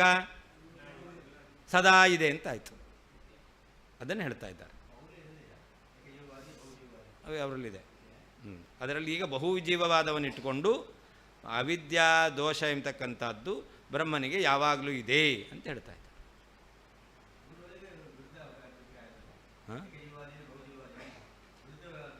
ಹೌದು ಹೌದು, ಇದೆ ಇದೆ ಅಂತ ಒಪ್ಪಿದ್ದಾರೆ ಅವರು. ಏಕಸ್ಯ ಅಜ್ಞಾನ ನಿವೃತ್ತಿಯಾಖ್ಯ ಮುಕ್ತೌ ಅಪಿ. ಒಬ್ಬನಿಗೆ ಅಜ್ಞಾನ ಸಂಬಂಧ ಅದು ನಿವೃತ್ತವಾಯಿತು. ಅಜ್ಞಾನ ಸಂಬಂಧ ನಿವೃತ್ತಿ ಆಯಿತು ಅಂದರೆ ಏನರ್ಥ? ಅಜ್ಞಾನ ನಿವೃತ್ತಿ ಅಂದರೆ ಮೋಕ್ಷ ಬಂತು. ಅಜ್ಞಾನ ನಿವೃತ್ತಿ ರೂಪವಾದಂತಹ ಮುಕ್ತತ್ವ ಬಂದರೂ ಕೂಡ ಅಪರಸ್ಮಿನ್ ಅಜ್ಞಾನ ಅನುವರ್ತನ.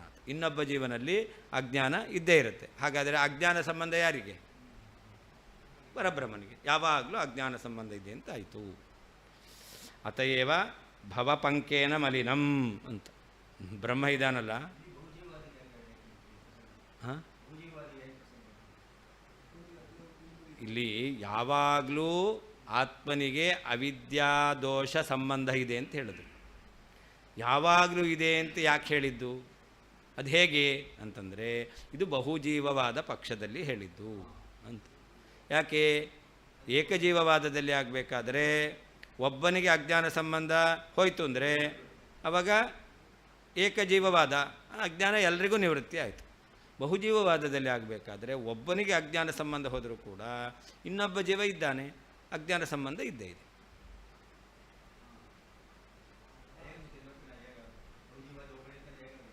ಹಾಂ,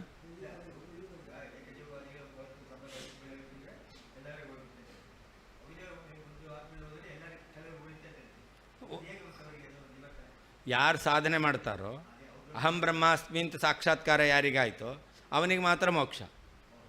ಇನ್ನೊಬ್ಬನಿಗೆ ಅಹಂ ಬ್ರಹ್ಮಾಸ್ಮಿನ್ ಸಾಧನೆ ಆಗಿಲ್ಲ, ಸಾಕ್ಷಾತ್ಕಾರ ಆಗಿಲ್ಲ, ಆದ್ದರಿಂದಾಗಿ ಅವನಿಗೆ ಇನ್ನೂ ಅಜ್ಞಾನ ಸಂಬಂಧ ಇದೆ, ಸಂಸಾರ ಇರುತ್ತೆ. ಹಾಂ, ಹೌದು ಹೌದು, ಅದೇ ಬಹುಜೀವಾದ. ಆದ್ದರಿಂದ ಒಬ್ಬ ಮುಕ್ತನಾದರೂ ಇನ್ನೊಬ್ಬ ಅಜ್ಞಾನ ಸಂಬಂಧವುಳ್ಳವನಿದ್ದಾನೆ. ಆದ್ದರಿಂದ ಆತ್ಮನಿಗೆ ಅಜ್ಞಾನ ಸಂಬಂಧ ಏನಾಯಿತು? ಯಾವಾಗಲೂ ಇದೆ ಅಂತ ಆಯಿತು. ಇಲ್ಲ, ಅದನ್ನೇ ಹೇಳಿದ್ದೀವಿ. ಅತಯೇವ ಭವಪಂಕೇನ ಮಲಿನಂ. ಇಲ್ಲಿ ಹೇಳಿದ್ರು ಏನಂತ? ಅವಿದ್ಯಾಖ್ಯ ದೋಷೇಣ ಕಲಿಲಂ ಸದಾ ಅಂತ. ಅದನ್ನೇ ಹೇಳಿದ್ದಾರೆ. ಭವಪಂಕ, ಸಂಸಾರ ಎಂಬುವಂಥ ಕೆಸರು, ಅದರಿಂದ ಕೊಳೆ ಉಳ್ಳವನು ಅಂತ. ಸಂಸಾರ ಎಂಬತಕ್ಕಂತಹ ಕೆಸರಿನಿಂದ ಕೊಳೆಯಿಂದ ಕೂಡಿದ್ದಾನೆ ಅಂತ ಹೇಳಿದ್ದಾರೆ. ನಾನು ಸಂಸಾರಸ್ಯ ಪರಿಚ್ಛಿನ್ನತ್ವೇನ ಅಪರಿಚ್ಛಿನ್ನಸ್ಯ ಬ್ರಹ್ಮಣಃ ಕ್ವಚಿದಂಶೇ ಶುದ್ಧತಾಪಿ ಅಸ್ತಿ ಇತಿ ಚೇತ್ ಕಿಂ ಅನೇನ. ಅಲ್ಲ, ಅವ್ರು ಹೇಳ್ತಾರೆ ಸಂಸಾರಿಯಾಗಿರ್ತಕ್ಕಂಥವನಿದ್ದಾನಲ್ಲ ಅವನು ಪರಿಚ್ಛಿನ್ನನಾಗಿದ್ದಾನೆ. ಸಂಸಾರಿಯಾದಂತಹ ಆತ್ಮ ಅವನು ಪರಿಚ್ಛಿನ್ನ, ದೇಹದಲ್ಲಿ ಮಾತ್ರ ಇರತಕ್ಕಂಥವನು. ಆದರೆ ಆತ್ಮ ಏನಾಗಿದ್ದಾನೆ? ದೇಹ ಬಿಟ್ಟು ಹೊರಗೂ ಇದ್ದಾನೆ. ಅವನೇನಾಗಿದ್ದಾನೆ? ಶುದ್ಧನಾಗಿದ್ದಾನೆ. ನೀವೇನು ಹೇಳಿದ್ರಿ? ಸದಾ ಅಜ್ಞಾನಾಖ್ಯ ದೋಷೇಣ ಕಲಿಲ ಅಂತ ಹೇಳಿದ್ರಿ. ಯಾವಾಗಲೂ ಅಜ್ಞಾನ ಎಂಬತಕ್ಕಂಥ ದೋಷದ ಕೊಳೆ ಉಳ್ಳವನಾಗಿದ್ದಾನೆ ಅಂತ. ಅದಕ್ಕೆ ಯಾರು ಶರೀರ ಪ್ರದೇಶದಲ್ಲಿ ಇದ್ದಾನೋ ಆತ್ಮ, ಅವನಿಗೆ ಮಾತ್ರ ಏನಿದೆ? ದೋಷ ಇದೆ. ಆದರೆ ಆತ್ಮವ್ಯಾಪ್ತ, ಆ ಆತ್ಮನ ಇನ್ನೊಂದು ಭಾಗ ಇದೆ. ಆ ಇನ್ನೊಂದು ಭಾಗ ಏನು? ಅದಕ್ಕೆ ಶರೀರ ಸಂಬಂಧ ಇಲ್ಲ, ಅದರಿಂದ ಅದು ಶುದ್ಧವೇ ಆಗಿದೆ. ಅದರಿಂದ ಆತ್ಮ ಒಂದಂಶದಿಂದ ಅಜ್ಞಾನ ಸಂಬಂಧದಿಂದ ಅವನು ದೋಷವುಳ್ಳವನಾದರೂ ಕೂಡ ಇನ್ನೊಂದು ಅಂಶದಲ್ಲಿ ಶುದ್ಧನೇ ಆಗಿದ್ದಾನೆ ಅಂತಂದರೆ ಅದಕ್ಕೆ ಅದರಿಂದ ಏನು ಹೇಳದಂತೆ ಆಯಿತು ನಾವು ಕೇಳ್ತೇವೆ. ಅಜ್ಞಾನದ ಸಂಬಂಧದಿಂದ ಆತ್ಮನಲ್ಲಿ ದೋಷ ಬಂತೋ ಇಲ್ವೋ? ಬಂದೇ ಬಂತು. ಅದರಿಂದ ನಾವು ಹೇಳಿದ್ದು ಆತ್ಮನಿಗೆ ಅವಿದ್ಯಾ ಸಂಬಂಧ, ಅದರಿಂದ ಮಾಲಿನ್ಯ ಇದೆ ಅಂತ ಹೇಳಿದೆವು. ಅವರು ಉತ್ತರ ಏನು ಕೊಟ್ಟರು? ಆತ್ಮ ಅವನು ಅಪರಿಚ್ಛಿನ್ನ, ಸಂಸಾರಿಯಾದವನು ಪರಿಚ್ಛಿನ್ನನಾಗಿದ್ದಾನೆ. ಪರಿಚ್ಛಿನ್ನನಾದವನ ಆತ್ಮನಿಗೆ ಏನು ಬಂತು? ದೋಷ ಬಂತು. ಆದರೆ ಆ ಪರಿಚ್ಛಿನ್ನನಾದ್ದರಿಂದಾಗಿ ಈ ಸಂಸಾರಿ ಅಲ್ಲದಂತಹ ಆತ್ಮಭಾಗ ಇದೆಯಲ್ಲ, ಅದಕ್ಕೆ ಶುದ್ಧತ್ವ ಇದೆಯಲ್ಲ ಅಂತ ಅವರು ಉತ್ತರ ಕೊಡ್ತಾ ಇದ್ದಾರೆ. ಅದಕ್ಕೆ ಹೇಳ್ತಾ ಇದ್ದೇವೆ ನಾನು ಅವ್ರು ಹೇಳೋದಿದು ನಾನು ಸಂಸಾರಸ್ಯ ಪರಿಚ್ಛಿನ್ನತ್ವೇನ, ಸಂಸಾರಿಯಾಗಿರ್ತಕ್ಕಂಥ ಸಂಸಾರ ಅದು ಪರಿಚ್ಛಿನ್ನವಾಗಿದೆ. ಆದ್ದರಿಂದ ಅಪರಿಚ್ಛಿನ್ನಸ್ಯ ಬ್ರಹ್ಮಣ, ಯಾರು ವ್ಯಾಪ್ತನಾಗಿದ್ದಾನಲ್ಲ ಆ ಬ್ರಹ್ಮನಿಗೆ ಕ್ವಚಿದಂಶ, ಈ ಸಂಸಾರಿ ಅಂಶವನ್ನು ಬಿಟ್ಟು ಉಳಿದ ಅಂಶದಲ್ಲಿ ಏನಿದೆ? ಶುದ್ಧತಾ ಅಸ್ತಿ. ಅಂದರೆ ಅವನ ಶುದ್ಧತ್ವ ಬಂತು. ನೀವು ಅವನನ್ನು ದೋಷವುಳ್ಳವನು ಅಂತ ಹೆಂಗೆ ಹೇಳ್ತೀರಾ? ಶುದ್ಧತ್ವ ಇದೆಯಲ್ಲ ಅಂತಂದರೆ ಅದಕ್ಕೆ ನಾವು ಕೇಳ್ತೇವೆ, ಇತಿ ಚೇತ್ ಹಿಂಗೆ ಹೇಳ್ತೀರಾ ಅಂತಂದರೆ ಕಿಮ್ ಅನೇನ, ಇದರಿಂದ ಏನು ಹೇಳದಂತೆ ಆಯಿತು? ಅದಕ್ಕೆ ಉತ್ತರ ನಹಿ ಪಾದೇ ವೇದನವಾನ್ ಅನ್ಯತ್ರ ತದಭಾವಾನ್ ಪುರುಷಃ ವೇದನವಾನ್ ಮುಕ್ತಃ ಇತ್ಯುಚ್ಯತೆ. ಕಾಲಲ್ಲಿ ನೋವಿದೆ, ಮಂಡಿ ನೋವು, ಆದರೆ ದೇಹದ ಭಾಗದಲ್ಲಿ ಉಳಿದದಲ್ಲಿ ನೋವಿಲ್ಲ ಅಂದ ಅವನನ್ನು ಮುಕ್ತ ಅಂತ ಕರಿತೀರಾ? ಕಾಲಲ್ಲಿ ಮಾತ್ರ ನೋವಿರೋದು, ಉಳಿದ ಭಾಗದಲ್ಲಿ ನೋವಿಲ್ಲ. ಆದ್ದರಿಂದ ಅಂತಹ ವ್ಯಕ್ತಿಯನ್ನು ಮುಕ್ತ ಅಂತ ಕರಿತೀರಾ? ಕರಿಬೇಕು. ನೀವೇನು ಹೇಳಿದ್ರಿ? ಸಂಸಾರಿಯಾಗಿರ್ತಕ್ಕಂತಹ ಅಂಶದಲ್ಲಿ ಮಾತ್ರ ಅವನಿಗೆ ದೋಷ. ಸಂಸಾರಿ ಅಂಶವನ್ನು ಬಿಟ್ಟು ಉಳಿದ ಅಂಶದಲ್ಲಿ ಆತ್ಮನಿಗೆ ಶುದ್ಧತ್ವ ಇದೆ ಅಂತ ಹೇಳಿದ್ರಿ. ಒಂದಂಶದಲ್ಲಿ ಶುದ್ಧತ್ವ, ಒಂದಂಶದಲ್ಲಿ ಅವನಿಗೇನೆ ಸಂಸಾರ ಅಂತ ಹೇಳೋದು ಅಂತಾದರೆ, ಜೀವನಿಗೆ ಕಾಲಿನಲ್ಲಿ ನೋವಿದೆ, ಉಳಿದ ಭಾಗದಲ್ಲಿ ನೋವಿಲ್ಲ. ಆದ್ದರಿಂದ ಕಾಲಿನಲ್ಲಿ ಅವನಿಗೆ ನೋವಿದ್ದರೂ ಕೂಡ ಉಳಿದ ಭಾಗದಲ್ಲಿ ನೋವಿಲ್ಲ. ಆದ್ದರಿಂದ ಈ ಸಂಸಾರಿ ಚೇತನ ಮುಕ್ತ ಅಂತ ಹೇಳಬೇಕಾಗುತ್ತೆ. ಹೇಳ್ತೀರಾ? ಇಲ್ಲ. ಹಾಗೆ ಆತ್ಮನನ್ನು ಕೂಡ ಶುದ್ಧ ಅಂತ ಹೇಳಲಿಕ್ಕೆ ಬರೋದಿಲ್ಲ. ಒಂದು ಭಾಗದಿಂದ ಅವನಿಗೆ ಸಂಸಾರ ಇದೆ ಅಂತಾದರೆ ಶುದ್ಧನಾಗಲಿಕ್ಕೆ ಸಾಧ್ಯವೇ ಇಲ್ಲ. ಯಾವಾಗಲೂ ಬಟ್ಟೆ ಇದೆಯಲ್ಲ, ಬಟ್ಟೆ ಕೊಳೆಯಾಗಿದೆ ಉಟ್ಕೊಳ್ಳಲ್ಲ ಅಂತ ಹೇಳ್ತೀರ. ಕೊಳೆಯಾಗಿದೆ ಅಂತಂದರೆ ಎಲ್ಲ ಕಡೆಯಲ್ಲಿ ಕೆಸರಿನಲ್ಲಿ ಅದನ್ನು ನೆನೆಸಿರಬೇಕು ಅಂತಿಲ್ಲ. ಒಂದು ಭಾಗದಲ್ಲಿ ಕೆಸರು ಅಂಟ್ಕೊಂಡಿದೆ ಅಂತಂದರೂ ಕೂಡ ಈ ಬಟ್ಟೆನೇನು ಕರೀತಾರ? ಕೊಳೆ ಅಂತೇಳಿ. ಉಳಿದಿದ್ದೆಲ್ಲ ಶುದ್ಧ ಆಗಿರ್ಬೋದು. ಉಳಿದ ಭಾಗ ಶುದ್ಧತ್ವ ಇದ್ದರೂ ಕೂಡ ಆ ಶುದ್ಧತ್ವಕ್ಕೆ ಮಹತ್ವ ಇಲ್ಲ. ಎಲ್ಲೋ ಅಲ್ಪ ಭಾಗದಲ್ಲಿ ಕೊಳೆ ಇದೆಯಲ್ಲ, ಅದಕ್ಕೆ ಅದು ಕೊಳಕು ಅಂತಲೇ ಆಗೋದು. ಆದ್ದರಿಂದ ಆತ್ಮನಿಗೆ ಎಲ್ಲೋ ಸಂಸಾರಾವಚ್ಛಿನ್ನನಾದವನಿಗೆ ಅವಿದ್ಯಾ ಸಂಬಂಧ ಇದೆ, ಉಳಿದ ಭಾಗದಲ್ಲಿ ಶುದ್ಧತ್ವ ಇದೆ ಅಂತಂದರೆ ಸಂಸಾರಾವಚ್ಛಿನ್ನನಿಗೆ ಅವಿದ್ಯಾ ಸಂಬಂಧ ಇರೋದರಿಂದ ಅವನು ಅಶುದ್ಧ ಅಂತಲೇ ಆದ ಅಷ್ಟೇ ಹೊರತು ಉಳಿದ ಭಾಗದಲ್ಲಿ ಅವನಿಗೆ ಶುದ್ಧತ್ವ ಇದ್ದರೂ ಕೂಡ ಅವನು ಶುದ್ಧ ಅಂತ ಆಗಲ್ಲ. ಮಡಿ ಮೈಲಿಗೆ ನೋಡಿ, ಇದು ತುಂಬ ಸೂಕ್ಷ್ಮ. ಅದೇನೆ, ನೀವು ಬೆರಳು ಮಾತ್ರ ಮುಟ್ಟಿದ್ದು, ನಾನು ಮೈಲಿಗೆ ಆಗಲಿಲ್ಲ ಹೇಳ್ತೀರಾ? ಬೆರಳು ಮಾತ್ರ ಮುಟ್ಟಿದ್ದು, ನಾನು ಮೇಲಿಗೆ ಆಗಲಿಲ್ಲ ಹೇಳ್ತೀರಾ? ಇಲ್ಲ, ಬೆರಳು ಮುಟ್ಟರೆ ಅಷ್ಟು ಮೈಲಿಗೆನೆ ಅಲ್ವಾ? ಹಾಗೆ ಆತ್ಮನಿಗೂ ಕೂಡ ಸಂಸಾರಾವಚ್ಛೇದೇನ ಅವನಿಗೆ ಅವಿದ್ಯಾ ಸಂಬಂಧ ಬಂತು ಅಂತಂದರೆ ಆತ್ಮನಿಗೆ ಅವಿದ್ಯಾ ಸಂಬಂಧ ಬಂದೇ ಬಂತು. ಬರುತ್ತೆ ಬರುತ್ತೆ. ಆಕಾಶ ಇದೆಯಲ್ಲ, ಆಕಾಶ ಈ ದೇಶದಲ್ಲಿದೆ, ಇದು ಪರಿಚ್ಛಿನ್ನ. ಆಕಾಶ ಅಪರಿಚ್ಛಿನ್ನ. ಆತ್ಮನೂ ಹಾಗೆ, ಶರೀರಾವಚ್ಛೇದೇನ ಪರಿಚ್ಛಿನ್ನ, ಅವನು ವ್ಯಾಪ್ತ.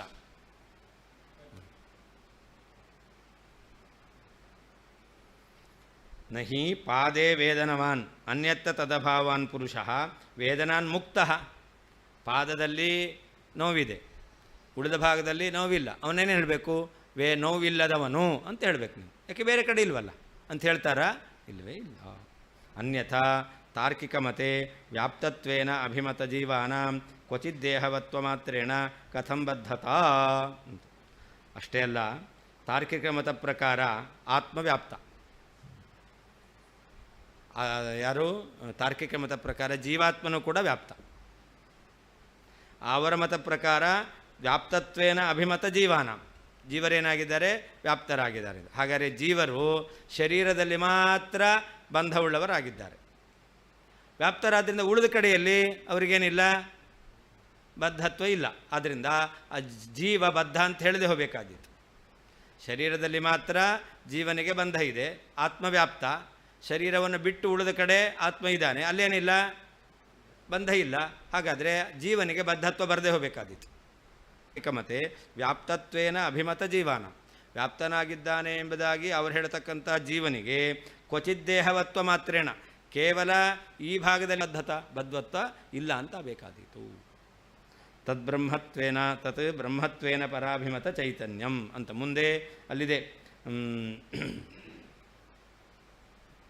ತತ್ ಅಲ್ಲಿ ಅದು ತತ್ ಅಂತಂದರೆ ಮುಂದಿನ ಶ್ಲೋಕದಲ್ಲಿರೋದು.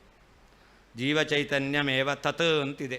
ಆ ತತ್ ಶಬ್ದದ ಅರ್ಥ ಅದು ಬ್ರಹ್ಮತ್ವೇನ ಪರಾಭಿಮತ ಚೈತನ್ಯ ಅಂತ ಅರ್ಥ. ಮುಂದಿನ ಶ್ಲೋಕದ್ದು ಭವಪಂಕೇನ ಮಲಿನಂ ಕಥಂ ಶುದ್ಧಂ ಭವೇದ್ವದ ಬ್ರಹ್ಮತ್ವಮಾಗ್ರಹಾದೇವ ಜೀವಚೈತನ್ಯಮೇವ ತತ್. ಹಿಂದೆ ಹೇಳಿದರು ಭವಪಂಕೇನ ಮಲಿನಂ ಅಂತ, ಅದನ್ನೇ ಹೇಳ್ತಾ ಇದ್ದಾರೆ. ಜೀವ ಇದ್ದಾನಲ್ಲ, ಸಂಸಾರ ಎಂಬತಕ್ಕಂಥ ಕೆಸರಿನಿಂದ ಅವನು ಮಲಿನ, ಕೊಳೆ ಉಳ್ಳವನಾಗಿದ್ದಾನೆ. ಯಾರು? ಶುದ್ಧ ಹೊಳೆ ಉಳ್ಳವನಾಗಿದ್ದಾನೆ ಅಂತಾದ ಮೇಲೆ ಕಥಂ ಶುದ್ಧಂ ಭವೇದ್ವದ, ಅವನು ಪರಬ್ರಹ್ಮ ಶುದ್ಧ ಬ್ರಹ್ಮ ಆಗಲಿಕ್ಕೆ ಹೇಗೆ ಸಾಧ್ಯ? ಇಲ್ಲವೇ ಇಲ್ಲ. ಹಾಗಾದರೆ ಪರಬ್ರಹ್ಮತ್ವಂ ಆಗ್ರಹ ದೇವ ಅಂತ ನೀವೇನು ಪರಬ್ರಹ್ಮ ಎಂಬುದಾಗಿ ಕರೀತಾ ಇದ್ದೀರಲ್ಲ, ಅದು ನಿಮ್ಮ ಸಿದ್ಧಾಂತದ ಮೇಲೆ ನಿಮಗೆ ಅಷ್ಟೊಂದು ಅಭಿಮಾನ, ಅದರಿಂದ ನೀವೇನು ಕರೀತಾ ಇದ್ದೀರಾ ಶುದ್ಧ ಬ್ರಹ್ಮ ಅಂತ ಹೇಳ್ತೀರಾ. ಆದರೆ ಅವನು ಶುದ್ಧ ಬ್ರಹ್ಮ ಆಗಲಿಕ್ಕೆ ಸಾಧ್ಯವೇ ಇಲ್ಲ. ಅವನೇನಾದ ಜೀವ ಚೈತನ್ಯಮೇವ ತತ್ ಅಂತ. ಆ ಬ್ರಹ್ಮ ಅಂತ ನೀವು ಯಾವ ಚೇತನನ್ನು ಕರೀತಾ ಇದ್ದೀರಲ್ಲ ಅವನೇನಾಗಿದೆ? ಭವಪಂಕೇನ ಸಂಸಾರ ಎಂಬುವಂತಹ ಕೆಸರಿನಿಂದ ಮಲಿನಂ ಕೊಳೆಯಾಗಿರತಕ್ಕಂತಹ ಚೇತನವು ಕಥಂ ಹೇಗೆ ಶುದ್ಧಂ ಭವೇತ್ ಪರಿಶುದ್ಧನಾಗ್ತಾ ಇದ್ದಾನೆ? ಪದ ಹೇಳು, ಸಾಧ್ಯವೇ ಇಲ್ಲ ಅಂತ ಅರ್ಥ. ಆಗ್ರಹ ದೇವ, ನಿಮ್ಮ ಸಿದ್ಧಾಂತದ ಮೇಲಿನ ಅಭಿಮಾನದಿಂದ ಬ್ರಹ್ಮತ್ವಂ ಅವನನ್ನು ಪರಬ್ರಹ್ಮೆಂಬುದಾಗಿ ಕರಿತಾ ಇದ್ದೀರಾ. ವಾಸ್ತವಿಕವಾಗಿ ತತ್ ನೀವು ಯಾರನ್ನು ಪರಬ್ರಹ್ಮ ಅಂತ ಕರಿತಾ ಇದ್ದೀರೋ ಆ ಚೇತನವು ಜೀವಚೈತನ್ಯಮೇವ, ಅವನು ಜೀವಚೇತನನೇ ಆಗಿದ್ದಾನೆ. ಬಂಧಸ್ಯ ವಾಸ್ತವತ್ವೇನ ಬದ್ಧಂ ಶುದ್ಧಂ ತದೇವ ಚೇತ್ ತವಾಶೇಯಂ ಶ್ರುತಿಸ್ತ್ವಾಹ ಸಖಾಯೌ ಸಯುಜೌ ಸದಾ ಖಗಾವಶ್ನದ ನಶ್ನಂತೌ ದೇಹೇ ದೇಹೇ ಕೃತಾಸ್ಪದೌ ವಾಸುಪರ್ಣೇತ್ಯಾದಿರೂಪ ಸಾತವಾ ಶಾಲತಾಂ ದಹೇತ್. ಅವರ ಮತದಲ್ಲಿ ಜೀವ ಮತ್ತು ಬ್ರಹ್ಮರಿಗೆ ಐಕ್ಯ. ಅದರಿಂದ ಏನಾಯಿತು ಅಂತಂದರೆ, ಯಾರು ಬಂಧ ಇದೆ ಅಂತ ಹೇಳಿದ್ರಿ, ಆ ಚೇತನನಿಗೆ ಅವಿದ್ಯಾ ಸಂಬಂಧದಿಂದ ಬಂಧ ಇದೆ ಅಂತ, ಅದು ಮಿಥ್ಯ ಆಗಿದೆ. ಅವಿದ್ಯಾ ಸಂಬಂಧದಿಂದ ಬಂಧ ಇದೆಯಲ್ಲ, ಅದು ಬಂಧಸ್ಯ ಅವಾಸ್ತವತ್ವೇನ, ಅದು ವಾಸ್ತವಿಕ ಅಲ್ಲ. ವಾಸ್ತವಿಕ ಅಲ್ಲ ಅಂದರೆ ಸತ್ಯ ಅಲ್ಲ, ಅದು ಮಿಥ್ಯ ಆಗಿದೆ. ಆದ್ದರಿಂದಾಗಿ ಯಾರನ್ನು ಬದ್ಧ ಅಂತ ಹೇಳ್ತಿರೋ, ಬಂಧ ಎಂಬತಕ್ಕಂಥದ್ದು ಮಿಥ್ಯ ಆದ್ದರಿಂದ ಅವನೇನಾಗಿದ್ದಾನೆ? ಶುದ್ಧನೇ ಆಗಿದ್ದಾನೆ. ಅದರಿಂದಾಗಿ ಬ್ರಹ್ಮನಿಗೇನು ಕೊಡುತ್ತೆ? ಪರಬ್ರಹ್ಮತ್ವ, ಶುದ್ಧ ಬ್ರಹ್ಮತ್ವ ಕೊಡುತ್ತೆ. ನಾವು ಹೇಳಿದ್ದು ಬ್ರಹ್ಮನಿಗೆ ಅವಿದ್ಯಾ ಸಂಬಂಧದಿಂದ ಸಂಸಾರ ಎಂಬತಕ್ಕಂಥ ಪಂಕ ಕೆಸರು ಅಂಟ್ಕೊಂಡಿದೆ, ಆದ್ದರಿಂದ ಅವನು ಶುದ್ಧ ಆಗೋದು ಹೇಗೆ ಅಂತ. ಅದಕ್ಕೆ ಅವ್ರು ಹೇಳ್ತಾರೆ, ಈ ಸಂಸಾರ ಎಂಬತಕ್ಕಂಥ ಬಂಧ ಇದೆಯಲ್ಲ ಅದು ಮಿಥ್ಯ. ಸಂಸಾರ ಎಂಬತಕ್ಕಂಥ ಬಂಧ ಮಿಥ್ಯ ಆದ್ದರಿಂದ ಬದ್ಧನಾದಂತಹ ಬ್ರಹ್ಮ ವ್ಯಕ್ತಿ ಚೇತನ ಏನದ? ಶುದ್ಧನೇ ಅದ. ಇವನನ್ನು ಕೋಟ್ಯಾಧೀಶ ಅಂತ ಕರೀತಾರೆ. ಆದರೆ ಆ ಕೋಟಿ ಎಂಬತಕ್ಕಂಥ ಅದು ಸುಳ್ಳು ಅಂತಂದರೆ ಅವಾಗ ಕೋಟ್ಯಾಧೀಶ ಅನ್ನೋದೇನಾಯಿತು? ಇಲ್ಲವೇ ಇಲ್ಲ ಅಂತ ಆಯಿತು. ಹಾಗೆ ಅದರಿಂದ ಅವನು ಬಡವ ಅಂತಲೇ ಆದ ಅಲ್ವಾ? ಕೋಟ್ಯಾಧೀಶನಲ್ಲಿ ಕೋಟಿ ಎಂಬತಕ್ಕಂಥದ್ದು ಅದು ಸುಳ್ಳು ಅಂತ ಹೇಳಿಬಿಟ್ರೆ ಆವಾಗ ಅವನು ದರಿದ್ರ ಅಂತಲೇ ಆದ, ಅವನಲ್ಲಿ ಧನ ಇಲ್ಲ. ಹಾಗೆ ಬ್ರಹ್ಮನೂ ಕೂಡ ಅವಿದ್ಯೆಯಿಂದ ಬದ್ಧನಾಗಿದ್ದಾನೆ ಅಂತ ಹೇಳೋದು. ಅವಿದ್ಯಾ ಸಂಬಂಧ ಅದೇ ಬಂಧನ, ಅದೇನಾಗಿದೆ? ಮಿಥ್ಯ, ಅವಾಸ್ತವಿಕ. ಅದರಿಂದ ಅದು ಮಿಥ್ಯ ಆಗಿದೆ ಅಂತಾದರೆ ಅವನಿಗೆ ಅವಿದ್ಯಾ ಸಂಬಂಧ ಇಲ್ಲ. ಅವಿದ್ಯಾ ಎಂಬತಕ್ಕಂಥದ್ದು ಮಿಥ್ಯ ಆಗಿದೆ ಅಂತಂದರೆ ಆ ಅವಿದ್ಯಾ ಸಂಬಂಧವುಳ್ಳಂಥ ಬ್ರಹ್ಮ ಇಲ್ಲವೇ ಇಲ್ಲ ಅಂದರೆ ಶುದ್ಧನೇ ಆದ್ನಲ್ಲ ಅಂತ ಈ ರೀತಿಯಲ್ಲಿ ಹೇಳ್ತೇವೆ. ಅಂತಂದರೆ ಅದಕ್ಕೆ ಹೇಳ್ತಾರೆ, ತವಾಶಾ ಇಯಂ ತವ ಆಶಾ, ಈ ರೀತಿಯಲ್ಲಿ ನಿನ್ನ ಏನು ಅಭಿಮತ ಇದೆಯಲ್ಲ ಇದು ಸರಿಯಲ್ಲ ಅಂತ. ಯಾಕೆ? ಇದು ಬರೀ ನಿನ್ನ ಆಸೆ, ಇದು ನೆರವೇರಲಿಕ್ಕೆ ಸಾಧ್ಯವೇ ಇಲ್ಲ ಅಂತ ಅರ್ಥ. ಯಾಕೆ ಅಂತಂದರೆ ಶ್ರುತಿಸ್ತ್ವಾಹ ಸಖಾಯೌ ಸಯುಜೌ ಸದಾ ಅಂತ. ಶ್ರುತಿ ಏನು ಹೇಳ್ತಾ ಇದೆ? ವಾಸುಪರ್ಣ ಸಯುಜ ಸಖಾಯ ಅಂತ ಅವರಿಬ್ಬರೂ ಕೂಡ ಸಯುಜೌ ಒಟ್ಟಿಗೆ ಇರೋರು ಮತ್ತು ಸಖಾಯೌ ಮಿತ್ರರೇ ಆಗಿದ್ದಾರೆ. ಹಾಗೆ ಜೀವನೇ ಬ್ರಹ್ಮ ಅಂತ ಆಗ್ತಿತ್ತು. ಒಂದು ವೇಳೆ ಒಟ್ಟಿಗೆ ಇದ್ದಾರೆ ಮಿತ್ರರಾಗಿದ್ದಾರೆ ಅಂತ ಹೇಳಲಿಲ್ಲ ಅಂತಾಗಿದ್ದರೆ, ಒಟ್ಟಿಗೆ ಇದ್ದಾರೆ ಅಂದರೆ ಎಷ್ಟು ಜನ ಇರಬೇಕು? ನಾನು ನನ್ನೊಟ್ಟಿಗಿದ್ದೆ ಯಾರಾದರೂ ಹೇಳ್ತಾರಾ? ಹುಚ್ಚಾಸ್ಪತ್ರೆ ಸೇರಿಸ್ಬೇಕು ಅಂತಾರೆ. ನೀನು ಯಾರ ಜೊತೆಗೆ ಬಂದ್ರಿ? ನನ್ನ ಜೊತೆಗೆ ಬಂದೆ. ಇಲ್ಲ, ಆಚಾರ್ಯ ಒಬ್ಬರೇ ಬಂದರೂ ಕೂಡ ಪರಮಾತ್ಮನ ಜೊತೆಗೆ ಬಂದೆ ಅಂತ ಹೇಳಿದ್ರು. ನನ್ನ ಸಖಾ ಮಮ ಕಾನನಗೋ ವಿಭುಹು ಅಂತ ಆಚಾರ್ಯ ಹೇಳಿದ್ರು. ಯಾರು ನನಗೆ ಮಿತ್ರನಾಗಿದ್ದ ಅಂತಂದರೆ ಪರಮಾತ್ಮ ಅಂತ. ನಾನು ನನ್ನ ಜೊತೆಗೆ ಬಂದೆ ಹೇಳ್ತಾರಾ? ಇಲ್ಲ. ಅಲ್ಲಿ ಸಖಾಯವು ಅಂತ ಹೇಳಿದ್ದಾರೆ, ಮಿತ್ರರು ಅಂತ ಹೇಳಿದ್ದಾರೆ. ಮತ್ತು ಸಯುಜವು ಒಟ್ಟಿಗೆ ಇದ್ದಾರೆ ಅಂತ. ಹೀಗೆ ಒಟ್ಟಿಗೆ ಇರತಕ್ಕಂತಹ ಮಿತ್ರರು ಅಂತ ಶ್ರುತಿ ಹೇಳ್ತಾರೆ. ಅದರಿಂದ ಏನಾಯಿತು? ಆ ಜೀವ ಮತ್ತು ಪರಮಾತ್ಮ ಬೇರೆ ಬೇರೆ ಇದ್ದಾರೆ. ಜೀವ ಭಾವ ಪರಮಾತ್ಮನಿಗೆ ಬಂದಿತ್ತು, ಪರಮಾತ್ಮನೇ ಜೀವ ಬದ್ಧ ಅಂತ ಅನ್ನಿಸ್ಕೊಳ್ತಾನೆ, ಆದರೆ ವಾಸ್ತವಿಕವಾಗಿ ಬಂಧ ಇಲ್ಲ, ಅವನೇ ಮುಕ್ತನಾಗಿದ್ದಾನೆ ಅಂತ ಹೇಳಲಿಕ್ಕೆ ಬರುವುದಿಲ್ಲ. ಅಷ್ಟೇ ಅಲ್ಲ, ಶ್ರುತಿ ಏನು ಹೇಳುತ್ತೆ ಅದನ್ನು ಮುಂದುವರಿಸಿ ಹೇಳ್ತಾ ಇದ್ದಾರೆ. ಖಗವು ಅಷ್ಟದ್ ಅನಷ್ಟಂತೌ ಅಂತ. ಒಬ್ಬ ಊಟ ಮಾಡುವವನು, ಇನ್ನೊಬ್ಬ ಊಟ ಮಾಡದೇ ಇರುವವನು. ಒಂದೇ ಹಕ್ಕಿ ಹಣ್ಣು ತಿಂತೈತೆ, ಇನ್ನೊಂದು ಹಕ್ಕಿ ನೋಡುತ್ತದಪ್ಪ. ದಾಸರು ಹೇಳಿದ್ದು, ಹಣ್ಣು ತಿನ್ನುವಂಥ ಹಕ್ಕಿ ಒಂದು, ಇನ್ನೊಂದು ಹಣ್ಣು ತಿನ್ನಲ್ಲ, ತಿನ್ನೋದು ನೋಡ್ತಾ ಇರುತ್ತೆ. ಅಂದರೆ ಏನರ್ಥ? ಕರ್ಮಫಲವನ್ನು ಭೋಗ ಮಾಡ್ತಕ್ಕಂಥ ಹಕ್ಕಿ ಜೀವ.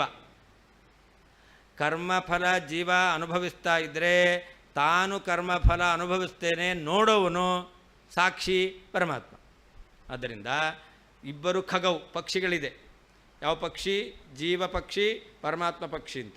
ಅದರಲ್ಲಿ ಒಂದು ಪಕ್ಷಿ ಇದೆಯಲ್ಲ, ಅದು ಅಶ್ನತ್, ಅದು ಕರ್ಮಫಲವನ್ನು ತಿಂತಕ್ಕಂಥದ್ದು, ಊಟ ಮಾಡ್ತಕ್ಕಂಥದ್ದು. ಇನ್ನೊಂದು ಅನಶ್ನತ್, ಅದು ಕರ್ಮಫಲವನ್ನು ಭೋಗಿಸದೇ ಇರತಕ್ಕಂಥದ್ದು ಅಂತ. ಅಷ್ಟೇ ಅಲ್ಲ, ಎಲ್ಲಿದ್ದಾವೆ? ಸಮಾನಂ ವೃಕ್ಷಂ. ಅದಕ್ಕೆ ಹೇಳ್ತಾ ಇದ್ದಾರೆ, ದೇಹೇ ಕೃತಾಸ್ಪದವು. ಒಂದೊಂದು ದೇಹವನ್ನು ಕೂಡ ತಮಗೆ ಅವುಗಳು ಆಶ್ರಯವನ್ನಾಗಿ ಮಾಡಿಕೊಂಡಿದ್ದಾರೆ. ಒಂದು ದೇಹ, ಅದರಲ್ಲಿ ಒಬ್ಬ ಜೀವ, ಆ ಜೀವನ ಜೊತೆಯಲ್ಲಿ ಪರಮಾತ್ಮ ಇದ್ದಾನೆ. ಆ ಪರಮಾತ್ಮ ಆ ದೇಹದಲ್ಲಿಯೂ ಕೂಡ ಕರ್ಮಫಲ ಭೋಗ ಮಾಡದೇನೆ ಕರ್ಮಫಲ ಭೋಗ ಮಾಡುವ ಜೀವನ ಜೊತೆಯಲ್ಲಿದ್ದಾನೆ. ಇನ್ನೊಂದು ದೇಹ, ಆ ದೇಹದಲ್ಲಿಯೂ ಕೂಡ ಕರ್ಮಫಲ ಭೋಗ ಮಾಡ್ತಕ್ಕಂಥ ಜೀವ, ಅವನ ಜೊತೆಯಲ್ಲಿ ಕರ್ಮಫಲ ಭೋಗ ಮಾಡದೇ ಇರತಕ್ಕಂತಹ ಪರಮಾತ್ಮ ಇದ್ದಾನೆ. ಹಾಗಾದರೆ ಎಲ್ಲ ದೇಹದಲ್ಲಿಯೂ ಕೂಡ ಇಬ್ಬರಿದ್ದಾರೆ. ಇಬ್ಬರಿದ್ದಾರೆ ಅಂತ ಹೇಳಿದಾಗ ಅಲ್ಲಿ ಭೇದ ಹೇಳಬೇಕು, ಅಭೇದವನ್ನು ಹೇಳಬೇಕು. ಅದರಿಂದ ಬದ್ಧನಾದವನೇ ನಿತ್ಯ ಮುಕ್ತನಾದವನು ಅಂತ ನಿನ್ನ ಆಸೆ ಇದೆಯಲ್ಲ, ಅದು ಬರೀ ಆಸೆ ಅಷ್ಟೇ ಹೊರತು ಅದ್ಯಾವತ್ತೂ ಸತ್ಯ ಆಗಲಿಕ್ಕೆ ಸಾಧ್ಯವೇ ಇಲ್ಲ. ಬದ್ಧನಾದ ಜೀವ ಬೇರೆಯೇ, ಮುಕ್ತನಾದಂಥ ಜೀವ ಬೇರೆ. ಚೇತನ ಜೀವ ಅಂದರೆ ಚೇತನ, ಮುಕ್ತನಾದಂಥ ಚೇತನ ಬೇರೆಯೇ ಆಗಬೇಕು ಹೊರತು ಒಬ್ಬನೇ ಮುಕ್ತನಾದವನಿಗೇನೆ ಮಿಥ್ಯಾಭೂತವಾದ ಪರಿಸಸ್ವ ಜಾತೆ ಅಂತ. ಸಮಾಸ ಅಂತಂದರೆ ಬೀಳೋದು ಅಂತ ಅರ್ಥ, ಸಾಯೋದು ಅಂತ ಅರ್ಥ. ಈ ಶರೀರ ಇದೆಯಲ್ಲ, ಇದು ಸತ್ತು ಹೋಗುತ್ತೆ, ಅದರಿಂದ ಇದನ್ನು ವೃಕ್ಷ ಅಂತ ಕರೀತಾ ಇದ್ದಾರೆ. ತಯೋರನ್ಯ ಪಿಪ್ಪಲಂ ಸ್ವಾದು ಅತ್ತಿ. ಅನ್ಯ ಪಿಪ್ಪಲಂ ಕರ್ಮಫಲಂ ಅಸ್ವಾದು ಸ್ವಾದುವದತ್ತಿ. ಸ್ವಾದು ಅತ್ತಿ ಅಂತಿದೆ, ಆದರೆ ಸವಿತಾನೆ ಅಂತ ಅರ್ಥ ಅಲ್ಲ. ಯಾವುದು ರುಚಿಯಾದದ್ದಲ್ಲವೋ ಅದನ್ನು ರುಚಿಯಾದದ್ದು ಅಂತ ಭಾವಿಸಿಕೊಂಡು ಅದನ್ನು ಭೋಗ ಮಾಡ್ತಾ ಇದ್ದಾನೆ. ಈ ಸಂಸಾರ ಸುಖ ಇದೆಯಲ್ಲ, ಇದು ವಾಸ್ತವಿಕವಾಗಿ ದುಃಖ ಮಿಶ್ರಿತವಾದದ್ದು. ಇದು ಏನು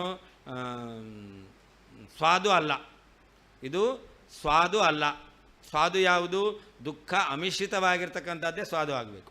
ಆದರೆ ಈ ಸಂಸಾರ ಸುಖ ಅದು ದುಃಖ ಮಿಶ್ರಿತವಾದದ್ದು. ಅದನ್ನು ಏನಂತ ಇವನು ಅನುಭವಿಸ್ತಾನೆ? ಸ್ವಾದುವತ್. ಅಸ್ವಾದು ಸ್ವಾದುವತ್ ಅತ್ತಿ, ಅದು ಜೀವ. ಅನಷ್ಟನನ್ಯ, ಇನ್ನೊಬ್ಬ ಯಾವತ್ತೂ ಕರ್ಮಫಲ ಭೋಗ ಮಾಡಲ್ಲ, ಅವನು ಅಭಿಚಾಕ ಶೀತಿ, ಒಳ್ಳೆ ಪ್ರಕಾಶದಿಂದ ಇದ್ದಾನೆ, ಒಳ್ಳೆ ದಶಪುಷ್ಟನಾಗಿದ್ದಾನೆ. ಅದನ್ನೇ ದಾಸರು ಹೇಳ್ತಾರೆ, ಹಣ್ಣು ತಿಂದಕ್ಕಿ ಬಡವಾಗೈತೆ, ತಿನ್ನದ ಹಕ್ಕಿ ಬಲಿತೈತಣ್ಣ. ಯಾರು ತಿಂತಾ ಇದ್ದಾನೋ ಅವನು ಗಟ್ಟಿಮುಟ್ಟಾಗಿರಬೇಕು. ಇಲ್ಲಿ ಮಾತ್ರ ಹಣ್ಣು ತಿಂದಕ್ಕಿ ಬಡವಾಗೈತೆ, ಯಾರು ಕರ್ಮಫಲ ತಿಂತಾ ಇದ್ದಾನೋ ಅವನು ಕೃಶನಾಗಿದ್ದಾನೆ. ತಿನ್ನದ ಹಕ್ಕಿ ಅಭಿಚಾಕ ಶೀತಿ, ಬಲವಾಗೈತೆ ಅಂತ, ಅವನೊಳ್ಳೆ ಪುಷ್ಟನಾಗಿದ್ದಾನೆ ಅಂತ ಶ್ರುತಿ ಸ್ಪಷ್ಟವಾಗಿ ಭೇದ ಹೇಳ್ತಾ ಇದೆ. ಅದರಿಂದ ಜೀವಬ್ರಹ್ಮರಿಗೆ ಐಕ್ಯ ಅಂತ ನಿನ್ನ ಆಸೆ ಇದೆಯಲ್ಲ, ಅದು ಬರೀ ಆಸೆ ಅಷ್ಟೇ ಹೊರತು. ಅದಕ್ಕೆ ಹೇಳ್ತಾರೆ, ತವಾ ಆಶಾಲತಾಂ ದಹೇತ್. ನಿನ್ನ ಆಸೆ ಎಂಬತಕ್ಕಂತಹ ಈ ಬಳ್ಳಿ ಇದೆಯಲ್ಲ, ಇದನ್ನು ಸುಟ್ಟಾಕ್ಬಿಡುತ್ತೆ. ಈ ಬಳ್ಳಿಯೇ ಸುಟ್ಟೋಯ್ತು ಅಂತಂದರೆ ಮತ್ತೆ ನಿನ್ನ ಆ ಬಳ್ಳಿಯಲ್ಲಿ ಆಸೆ ಫಲ ಅದು ನೆರವೇರಲಿಕ್ಕೆ ಸಾಧ್ಯವೇ ಇಲ್ಲ, ಫಲಕಾರಿಯಾಗಲಿಕ್ಕೆ ಸಾಧ್ಯವೇ ಇಲ್ಲ.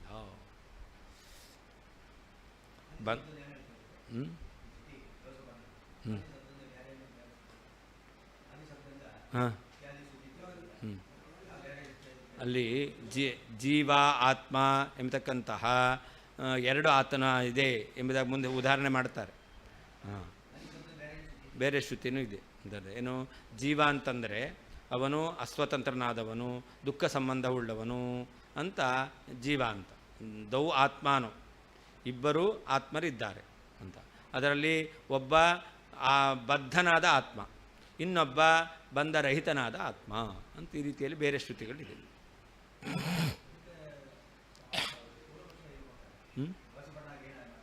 ಯಾರು ಅವರ ಇದು ಭೇದವನ್ನು ಖಂಡನೆ ಮಾಡಲಿಕ್ಕೆ ಅನುವಾದ ಮಾಡ್ತಾ ಇದೆ ಅಂತಾರೆ. ಭೇದ ಖಂಡನೆ ಮಾಡಬೇಕು, ಅರ್ಥ ಇದೇನೆ. ಇಲ್ಲಿ ಭೇದವನ್ನು ಹೇಳಿದ್ದಾರೆ. ಭೇದ ಹೇಳಿದ್ದು ಯಾಕೆ? ಸಾಧನೆ ಮಾಡಿದ್ದಲ್ಲ, ಅನುವಾದ ಮಾಡಿದ್ದು, ಖಂಡನೆ ಮಾಡಲಿಕ್ಕೋಸ್ಕರ. ಹೀಗೆ ಹೇಳ್ತಾರೆ. ಆದರೆ ಜೀವಬ್ರಹ್ಮರಿಗೆ ಭೇದ ಇಲ್ಲ, ತದೇ ತತ್ವಮಸಿ, ಅವನೇ ನೀನಾಗಿದ್ದೀಯಾ ಅಂತ. ಒಂದು ಭೇದ ಹೇಳಿದರೂ ಕೂಡ ಅನುವಾದ, ಖಂಡನೆ ಮಾಡಲಿಕ್ಕೋಸ್ಕರ. ಸಿದ್ಧಾಂತ ಏನು? ತತ್ವಮಸಿ.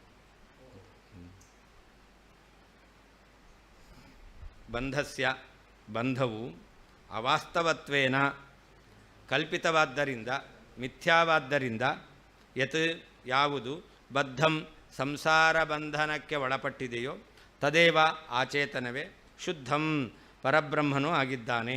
ಇತಿ ಚೇತ್, ಹೀಗೆ ಹೇಳಿದರೆ, ಇಯಂ ಈ ಯಾವ ತವ ಆಶಾ, ಇದು ನಿನ್ನ ಆಸೆಯಷ್ಟೇ, ಇದು ಸತ್ಯಾದದ್ದಲ್ಲ. ದ್ವಾಸುಪರ್ಣ ಇತ್ಯಾದಿ ರೂಪ. ದ್ವಾಸುಪರ್ಣ ಇದೇ ಮೊದಲಾದಂತಹ ಶ್ರುತಿಸ್ತು, ಶ್ರುತಿಯಾದರೂ ಸದಾ ಯಾವಾಗಲೂ ದೇಹೇ ದೇಹೇ ಪ್ರತಿಯೊಂದು ದೇಹದಲ್ಲಿಯೂ ಕೃತಾಸ್ಪದೌ ವಾಸ ಮಾಡುತ್ತಿರುವಂತಹ ಅಶ್ನದನಶ್ನಂತೌ ತಿನ್ನುತ್ತಿರುವ ತಿನ್ನದೇ ಇರುವಂತಹ ಸಖಾಯೌ ಮಿತ್ರರಾದ ಸಯುಜೌ ಒಟ್ಟಿಗೆ ಇರುವಂತಹ ಖಗೌ ಎರಡು ಪಕ್ಷಿಗಳನ್ನು ಆಹಾ ಹೇಳ್ತಾ ಇದೆ. ಸಾ ಆ ಶ್ರುತಿಯು ತವ ನಿನ್ನ ಆಶಾಲತಾಂ ಆಸೆ ಎಂಬತಕ್ಕಂಥ ಬಳ್ಳಿಯನ್ನು ದಹೇತ್ ಸುಟ್ಟು ಹಾಕುತ್ತದೆ. ಬಂದ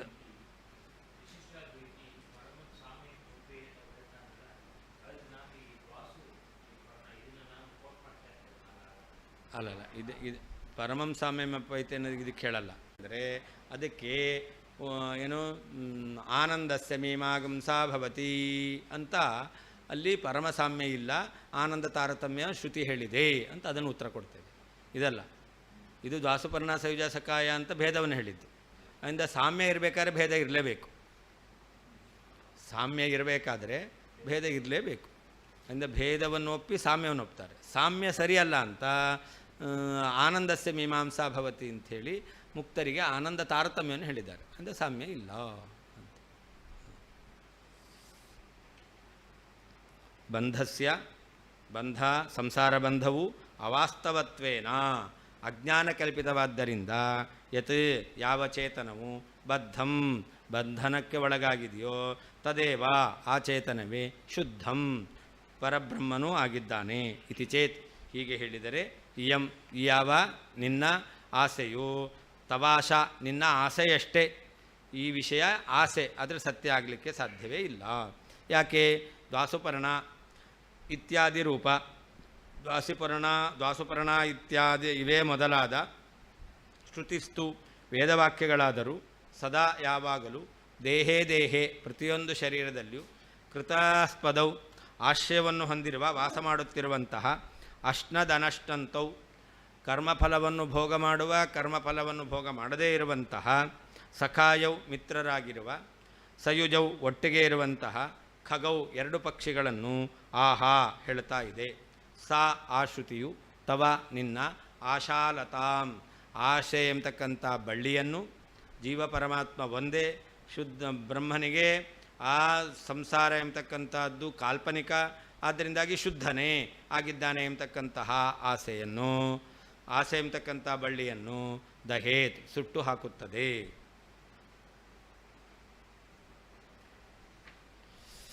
ಶಂಕತೆ ಅವರು ಹೇಳ್ತಾರೆ. ಯಾರು? ಮಾಯಾ. ನಾವು ಹೇಳಿದೆವು ಬ್ರಹ್ಮನಿಗೆ ಸಂಸಾರ ಬಂಧನದ ಕೊಳೆ ಇದೆ, ಅದರಿಂದಾಗಿ ಶುದ್ಧನಾಗ್ಲಿಕ್ಕೆ ಸಾಧ್ಯ. ಅವ್ರು ಹೇಳ್ತಾ ಇದ್ದಾರೆ ಏನಂತ? ಬಂಧ ಅವಾಸ್ತವಿಕ ಅಂತ. ಬದ್ಧಂ ಮಿಥ್ಯಾಭೂತ ಬಂಧಾಶ್ರಯತ್ವಾದ್ ಬದ್ಧಂ ಅಂತ. ಬ್ರಹ್ಮನನ್ನು ಬದ್ಧ ಅಂತ ಕರೀತಾರೆ.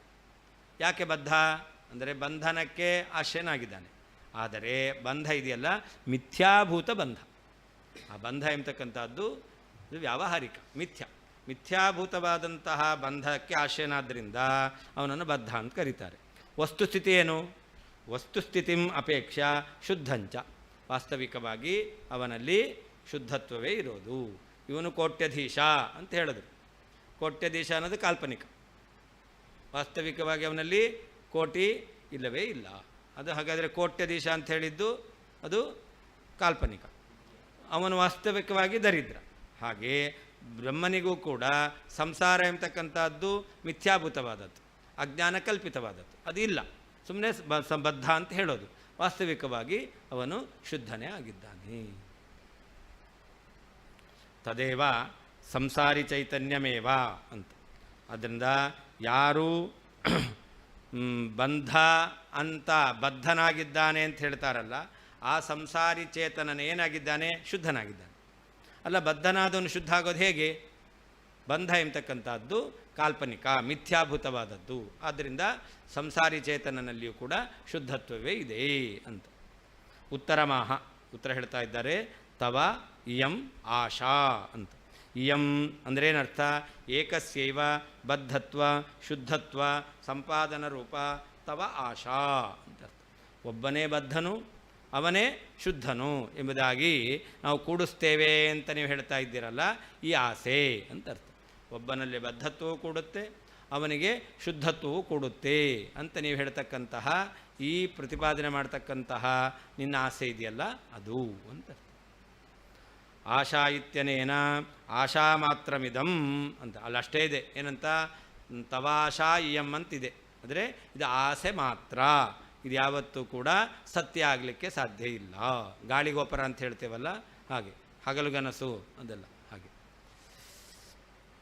ವಸ್ತುಗತ್ಯ ಬಂಧಸ್ಯ ಅತ್ಯಂತಾಭಾವ ಪ್ರತಿಯೋಗಿತ್ವ ರೂಪ ಮಿಥ್ಯಾತ್ವೇನ ರಜತತ್ವೇನ ಭ್ರಾಂತಿ ವಿಷಯ ಶುಕ್ತೇ ಶುಕ್ತಿತ್ವವತ್ತು ಶುದ್ಧತ್ವಮೇವ ಸ್ಯಾತ್ ಅಂತ. ನೋಡಿ, ವಾಸ್ತವಿಕವಾಗಿ ಏನಾಗಬೇಕು ಅಂತಂದರೆ, ಬಂಧ ಎಂಬತಕ್ಕಂಥದ್ದು ಇದೆಯಲ್ಲ, ಅದೇನಾಗಿದೆ? ಯಾವತ್ತೂ ಇಲ್ಲ. ಯಾವತ್ತೂ ಇಲ್ಲ ಅಂತಂದರೆ ಅತ್ಯಂತಾಭಾವ ಪ್ರತಿಯೋಗಿ ಆಗಿದೆ. ಬಂಧ ಎಂಬತಕ್ಕಂಥದ್ದು ಯಾವತ್ತೂ ಇಲ್ಲ. ಅದಕ್ಕೆ ಮಿಥ್ಯಾ ಅಂದ್ರೇನು? ಅತ್ಯಂತಾಭಾವಕ್ಕೆ ಪ್ರತಿಯೋಗಿಯಾಗಿದೆ ಅಂತ ಅರ್ಥ. ಶುಕ್ತಿರೂಪ್ಯ ಅದು ಮಿಥ್ಯಾ ಅಂತ ಕರಿತೇವೆ. ಶುಕ್ತಿರೂಪ್ಯವನ್ನು ಮಿಥ್ಯಾ ಅಂದರೆ ಏನರ್ಥ? ಶುಕ್ತಿರೂಪ್ಯ ಇಲ್ಲ ಅಂತ ಅರ್ಥ. ಇಲ್ಲ ಅಂದರೆ ಅತ್ಯಂತಾಭಾವ, ಅತ್ಯಂತಾಭಾವಕ್ಕೆ ಪ್ರತಿಯೋಗಿಯಾಗಿದೆ. ಯಾವುದರ ಅತ್ಯಂತಾಭಾವ? ರಜತ ಇಲ್ಲ, ಶುಕ್ತಿರೂಪ್ಯ ಇಲ್ಲ ಅಂತ ಹೇಳೋದು. ಆದ್ದರಿಂದ ಶುಕ್ತಿರೂಪ್ಯ ಮಿಥ್ಯಾ ಆಗಿದೆ ಅಂತಂದರೆ ಶುಕ್ತಿರೂಪ್ಯದ ಅತ್ಯಂತಾಭಾವ ಯಾವಾಗಲೂ ಇದೆ. ಆ ಯೋಗಿತ್ವ ಇದು ಮಿಥ್ಯಾ ಶಬ್ದದ ಅರ್ಥ. ಅದರ ಅಭಾವ ಯಾವಾಗಲೂ ಇದೆ. ಅಭಾವ ಇರಬೇಕು ಅಂದರೆ ಯಾವುದರ ಅಭಾವ? ಶುಕ್ತಿರೂಪ್ಯದ ಅಭಾವ. ಶುಕ್ತಿರೂಪ್ಯ ಅಭಾವಕ್ಕೆ ಶುಕ್ತಿರೂಪ್ಯ ಏನಾಯಿತು? ಪ್ರತಿಯೋಗಿ ಆಯಿತು. ಅಂದರೆ ಯಾವಾಗಲೂ ಇರುವ ಅಭಾವಕ್ಕೆ ಪ್ರತಿಯೋಗಿ ಆಗಿದೆ. ಅದನ್ನೇನಂತ ಕರೆಯೋದು? ಮಿಥ್ಯಾ ಅಂತ ಕರೆಯೋದು. ಅಂದರೆ ಬಂಧ ಎಂಬತಕ್ಕಂಥದ್ದು ಮಿಥ್ಯಾ ಅಂದರೆ ಏನರ್ಥ? ಅದು ಅತ್ಯಂತಾಭಾವ ಪ್ರತಿಯೋಗಿಯಾಗಿದೆ ಅಂತ ಅರ್ಥ. ಬಂಧಸ್ಯ ಅತ್ಯಂತಾಭಾವ ಪ್ರತಿಯೋಗಿತ್ವ ರೂಪ ಮಿಥ್ಯಾತ್ವೇನ, ಅತ್ಯಂತಾಭಾವಕ್ಕೆ ಪ್ರತಿಯೋಗಿಯಾಗಿದೆ. ಶುಕ್ತೇ ಶುಕ್ತಿತ್ವವತ್. ನೀವು ಬದ್ಧತ್ವವನ್ನು ಹೇಳಿದ್ರಿ. ಯಾರಿಗೆ ಬದ್ಧತ್ವ? ಶುದ್ಧನಾದವನಿಗೆ ಬದ್ಧತ್ವ. ನಾವು ಹೇಳ್ತಾ ಇದ್ದೇವೆ ಅವನಲ್ಲಿ ಬದ್ಧತ್ವ ಬರಲಿಕ್ಕೆ ಸಾಧ್ಯವೇ ಇಲ್ಲ ಅಂತ. ಈಗ ಇದಂ ರಜತಮ್ಮ ಜ್ಞಾನ ಬಂತು. ಇದಂ ರಜತಂ ಅಂತ ಜ್ಞಾನದ ಅತ್ಯಂತಾಭಾವ ಇದೆ. ಆ ರಜತತ್ವ ಎಲ್ಲೂ ಬರಲಿಕ್ಕೆ ಸಾಧ್ಯ ಇಲ್ಲ. ಇಲ್ಲಿ ಬರಲಿಕ್ಕೆ ಸಾಧ್ಯ ಇಲ್ಲ, ಶುಕ್ತಿಯಲ್ಲಿ ಬರಲಿಕ್ಕೆ ಸಾಧ್ಯ ಇಲ್ಲ. ಯಾಕೆ? ಅದು ಅತ್ಯಂತ ಅಭಾವ ಪ್ರತಿಯೋಗಿಯಾಗಿದೆ. ಯಾವುದು? ಶುಕ್ತಿರಹಿತತ್ವ. ಶುಕ್ತಿರೂಪ್ಯ ಅಂತ ಶುಕ್ತಿರೂಪ್ಯ ಇದೆಯಲ್ಲ, ಆ ಶುಕ್ತಿ ಅಂದರೆ ಈ ಶುಕ್ತಿಯಲ್ಲಿ ಆ ಅತ್ಯಂತಾಭಾವ ಪ್ರತಿಯೋಗಿಯಾಗಿರ್ತಕ್ಕಂಥ ರೂಪ್ಯ ಬರಲಿಕ್ಕೆ ಸಾಧ್ಯ ಇದೆಯಾ? ಇಲ್ಲವೇ ಇಲ್ಲ. ಹಾಗಾದರೆ ಶುಕ್ತಿ ಏನಾಗಿದೆ? ಶುಕ್ತಿತ್ವ ಉಳ್ಳದ್ದೇ ಆಗಿದೆ. ಹಾಗೆ ಬ್ರಹ್ಮನಲ್ಲಿ ಏನು ಬಂತು? ಅತ್ಯಂತಾಭಾವ ಪ್ರತಿಯೋಗಿಯಾಗಿರ್ತಕ್ಕಂಥ ಬಂಧ ಬಂತು. ಬ್ರಹ್ಮನಲ್ಲಿ ಏನು ಬಂತು? ಅತ್ಯಂತಾಭಾವ ಪ್ರತಿಯೋಗಿಯ ಬಂಧ ಬಂತು. ಮಿಥ್ಯಾಭೂತವಾದ ಬಂಧ ಅಂತ ಅರ್ಥ.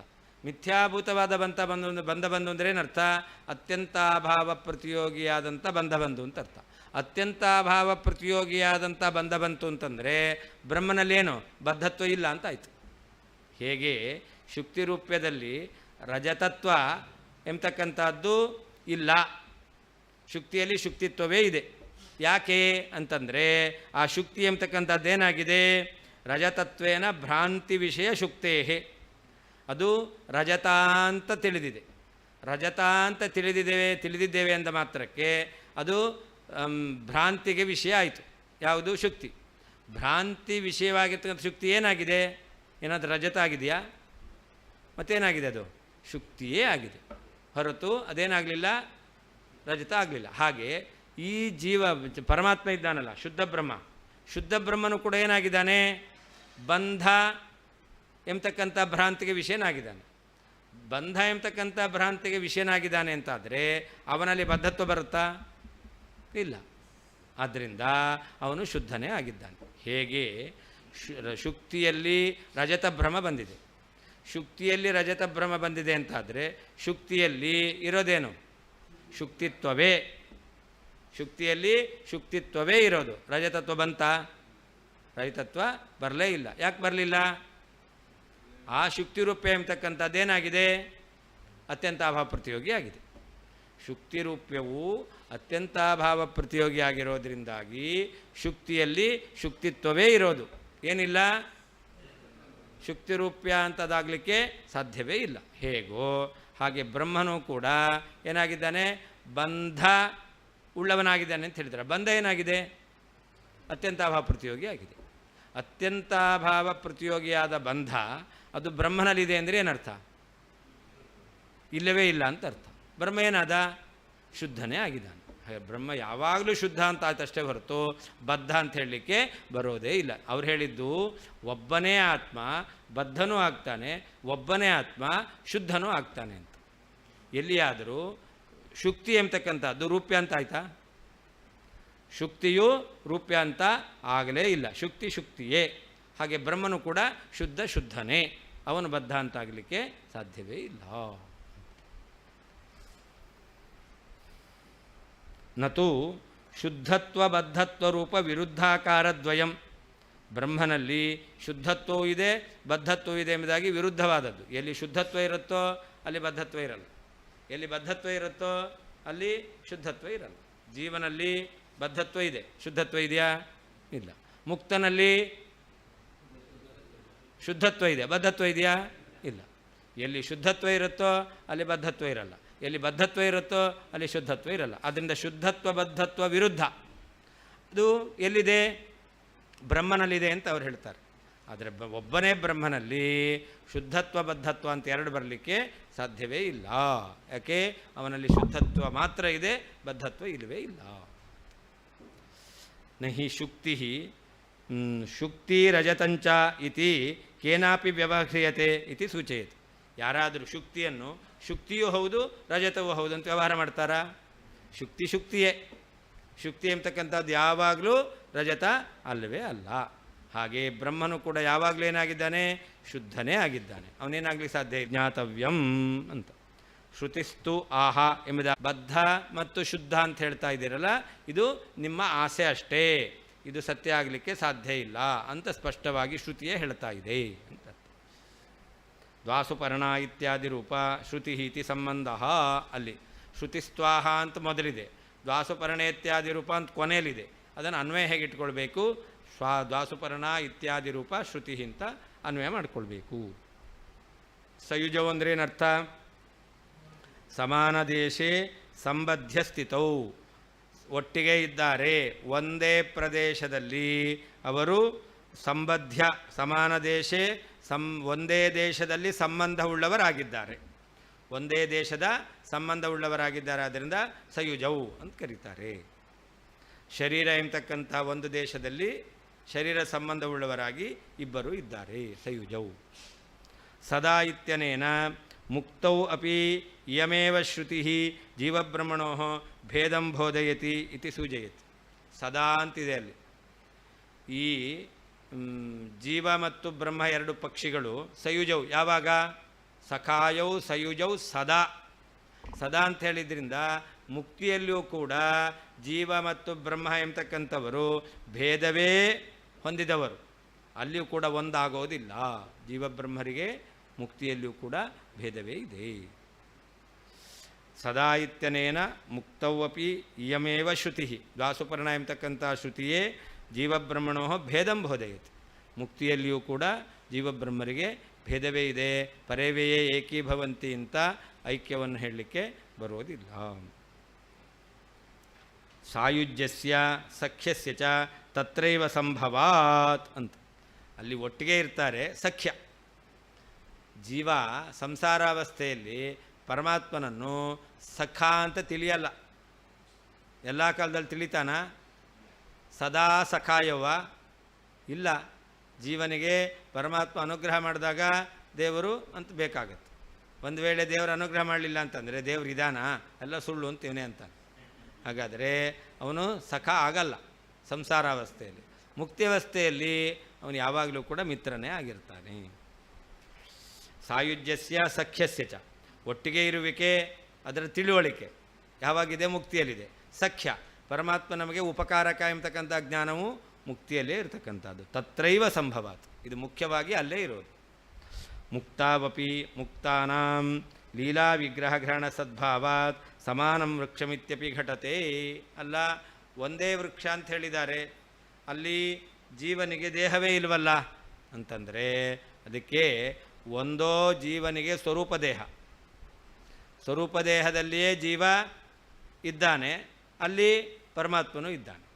ಅಥವಾ ಜೀವನಿಗೆ ಮುಕ್ತನಾದಂಥ ಜೀವ ಶುದ್ಧ ಸತ್ವಾತ್ಮಕವಾದಂಥ ಶರೀರವನ್ನು ಸ್ವೀಕಾರ ಮಾಡ್ತಾನೆ.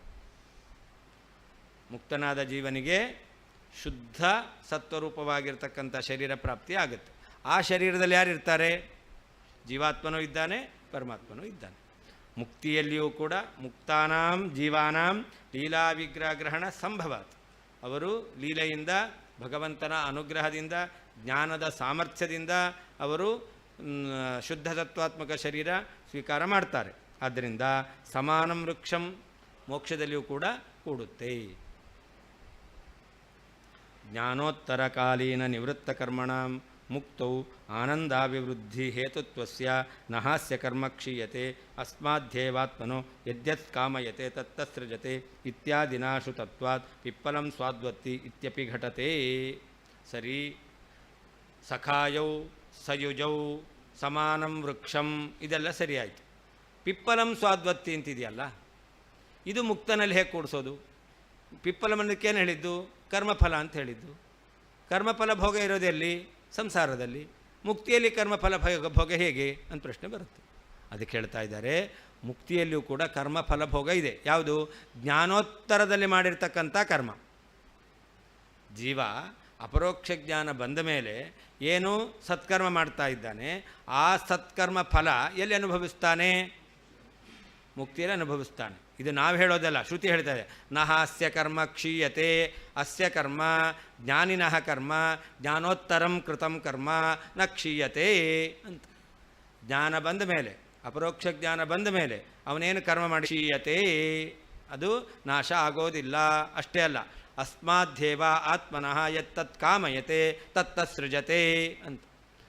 ಈ ಜ್ಞಾನೋತ್ತರದಲ್ಲಿ ಮಾಡಿದಂತಹ ಕರ್ಮದಿಂದಾಗಿ ಜೀವ ಮೋಕ್ಷದಲ್ಲಿ ಏನೇನು ಬಯಸ್ತಾನೋ, ವ್ರತದೂಟ ಮಾಡಬೇಕು ಅಂತ ಅಪೇಕ್ಷೆ ಬಂದರೆ ತತ್ತತ್ ಕಾಮಯತೆ. ದಿವಸ ಖಾರ ಹುಳಿ ಉಪ್ಪು ಖಾರ ತಿಂದು ಬೇಸರ ಆಗಿದೆ, ಒಂದು ದಿವಸ ವ್ರತದೂಟ ಮಾಡೋಣ ಅಂತ ಅನಿಸಿದ್ರೆ ಅವಾಗ ತತ್ತತ್ ಕಾಮಯತೆ ತತ್ತಸೃಜತೆ, ಅದು ಅವನಿಗೆ ಅಲ್ಲಿ ಸಿದ್ಧವಾಗುತ್ತೆ. ಅಯ್ಯೋ, ಒಂದು ತಿಂಗಳು ವ್ರತ ಊಟ ಮಾಡಿ ಸಾಕಾಗಿದೆ, ಉತ್ತಾನದಾಸಿ ಬಂದರೆ ಸಾಕು ಅಂತಂದರೆ ಅಲ್ಲಿಯೂ ಕೂಡ ಅವನಿಗೆ ಹುಳಿ ಉಪ್ಪು ಖಾರ ಇರತಕ್ಕಂತಹ ಅದನ್ನು ಬಯಸ್ತಾನೆ, ಅದು ಸಿದ್ಧವಾಗುತ್ತೆ. ಈ ರೀತಿಯಲ್ಲಿ ಇದೆಲ್ಲ ಹೇಗೆ ಸಿದ್ಧ ಆಗುತ್ತೆ? ಜ್ಞಾನೋತ್ತರದಲ್ಲಿ ಮಾಡಿದ ಕರ್ಮದಿಂದಾಗಿ.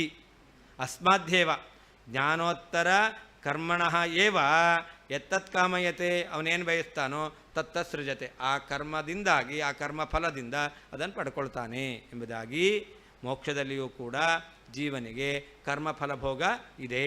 ಕರ್ಮಫಲ ಭೋಗ ಇದೆ ಎಂದ ಮಾತ್ರಕ್ಕೆ ದುಃಖ ಅನುಭವಿಸ್ತಾನೆ ಅಂತ ಅರ್ಥ ಅಲ್ಲ. ಜ್ಞಾನೋತ್ತರದಲ್ಲಿ ಮಾಡಿರತಕ್ಕಂತಹ ನಿವೃತ್ತ ಕರ್ಮದ ಫಲವನ್ನು ಅವನು ಅನುಭವಿಸ್ತಾನೆ. ಅದರಿಂದ ಕರ್ಮಕ್ಕೆ ಫಲಭೋಗ ಇದೆ.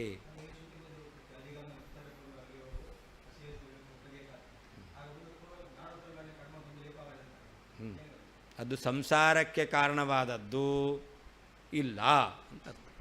ತದಧಿಗಮೆ ಉತ್ತರ ಪೂರ್ವಾಖ್ಯಯೋ ಅಶ್ಲೇಷ ವಿನಾಶವು ಅಂತ ಹೇಳಿದಾಗ ಉತ್ತರಕ್ಕೆ ಅಶ್ಲೇಷ, ಪೂರ್ವಕ್ಕೆ ನಾಶ. ಅಂದರೆ ಉತ್ತರದಲ್ಲಿ ಮಾಡಿರ್ತಕ್ಕಂಥ ಕರ್ಮ ಅದು ಲೇಪ ಆಗಲ್ಲ, ಅಶ್ಲೇಷ, ಸಂಸಾರಕ್ಕೆ ಕಾರಣ ಆಗಲ್ಲ.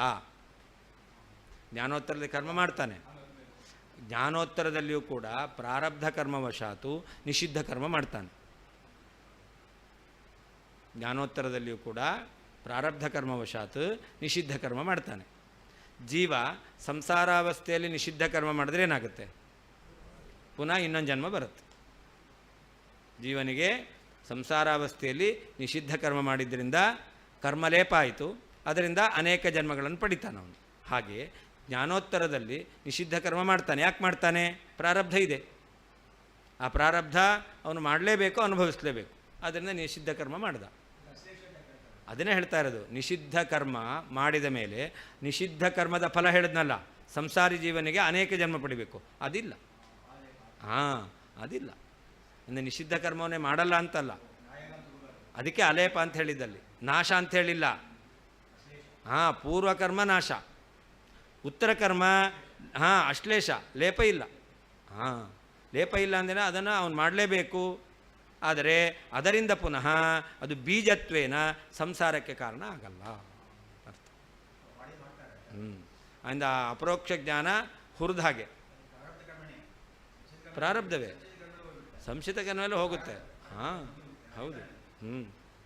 ಅದರಿಂದಲೇ ಅವನು ಅದು ಇದು ಸ್ವೋತ್ತಮರ ದ್ವೇಷ ಮಾಡಿದರೆ ಮಾತ್ರ. ಪ್ರಾರಬ್ಧ ಕರ್ಮ ಬಂದ ತನ್ನಿಮಿತ್ತ ಪಾಪಕರ್ಮ ಮಾಡಿದ್ದಾನೆ ಅಂತಂದರೆ ಅದರಿಂದ ಆನಂದಘ್ರಾಸ ಇಲ್ಲ.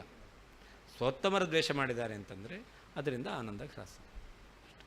ಬೇರೆ ಪಾಪಕರ್ಮ ಪ್ರಾರಬ್ಧ ಆಗಲ್ಲ. ಅದೇ ಪ್ರಾರಬ್ಧವಶಾತ್ ನಿಷಿದ್ಧ ಕರ್ಮ ಮಾಡ್ತಾನೆ ಅವನು. ಆದರೆ ಆ ನಿಷಿದ್ಧ ಕರ್ಮ ಮಾಡಿದ್ದರಿಂದ ಪುನಃ ಅನೇಕ ಜನ್ಮಗಳನ್ನು ಪಡಿಬೇಕು, ಅದು ಲೇಪ, ಅದಿಲ್ಲ.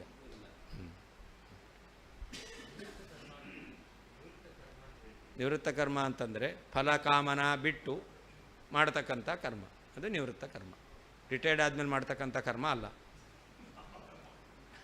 ನಿವೃತ್ತರು ಮಾಡ್ತಕ್ಕಂಥ ಕರ್ಮ, ರಿಟೈರ್ಡ್ ಆದಮೇಲೆ ಮಾಡ್ತಕ್ಕಂಥ ಕರ್ಮ ಅಂತ ಅರ್ಥ. ಇದು ಸರಿ, ಇದು ಫಲಾಸೆ ಬಿಟ್ಟು ಮಾಡಿದ್ರೆ ಅದು ನಿವೃತ್ತ ಕರ್ಮ ಆಗುತ್ತೆ.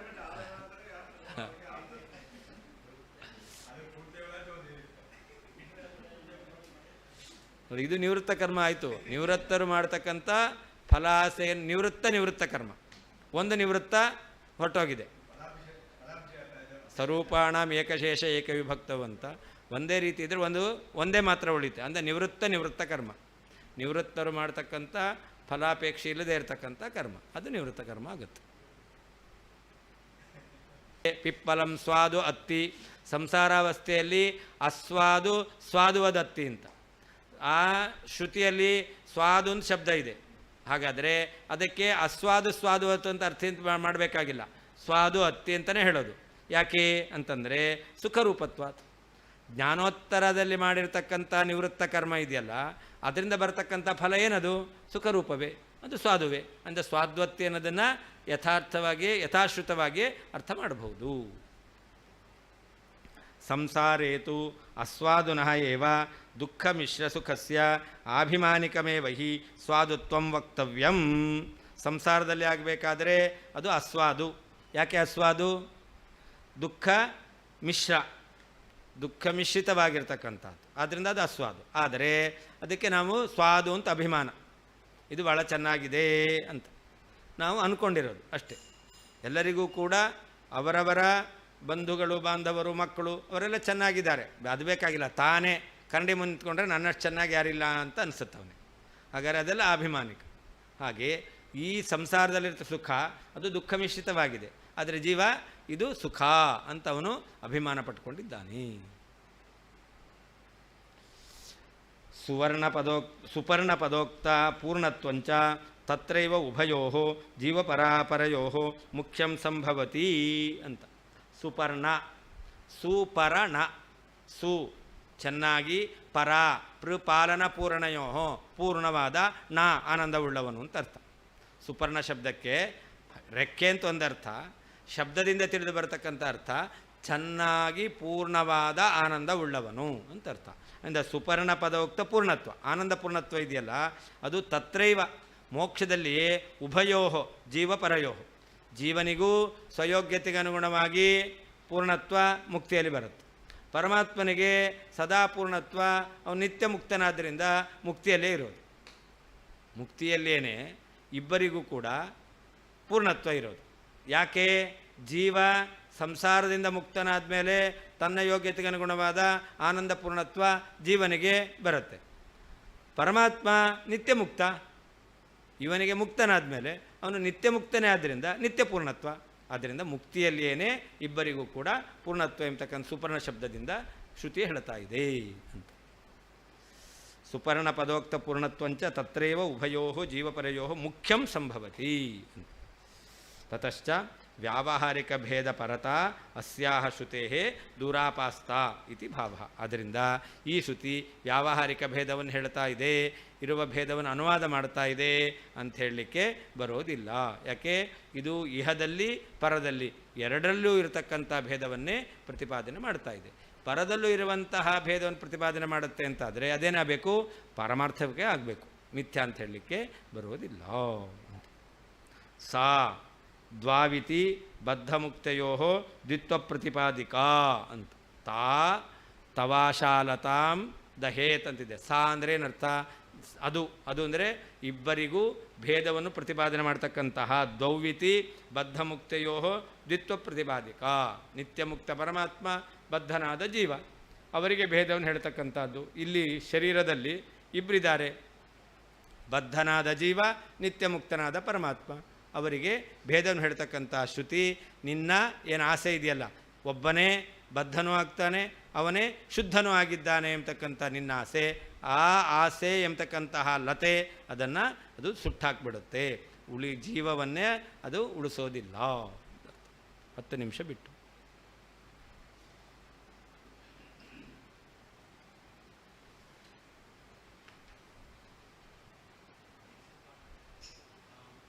ನೆಕ್ಸ್ಟ್ ಪಾಠ ಬೇರೆ ದಿವಸ ಮಾಡ್ಬೋದಾ?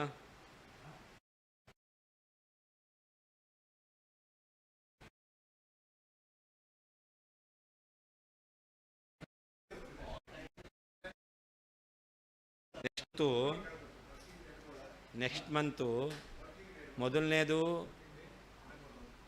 ಉತ್ತಾನ್ವಾದಶಿ ಆಯಿತು. ಸೆಕೆಂಡ್ ಸ್ಯಾಟರ್ಡೆ ಸಂಡೇ ನಂಗೆ ಬರಲಿಕ್ಕಾಗಲ್ಲ.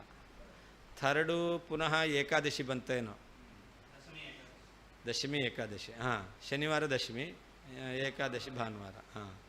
ಮತ್ತು ಪುನಃ ಫೋರ್ತ್ ಸ್ಯಾಟರ್ಡೆ ಸಂಡೇ ನನಗೆ ಬರಲಿಕ್ಕಾಗಲ್ಲ.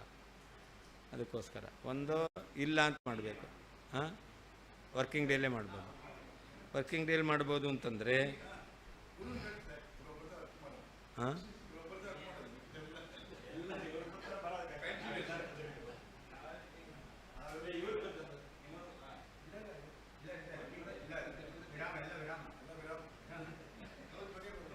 ಎಲ್ಲ ಪೂರ್ಣ ವಿರಾಮ.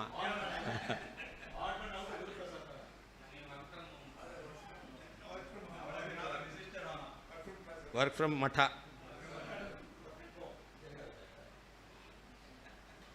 ಹಾಗಾದರೆ ಯಾವ ಡೇಟ್ ಆಗ್ಬೋದು?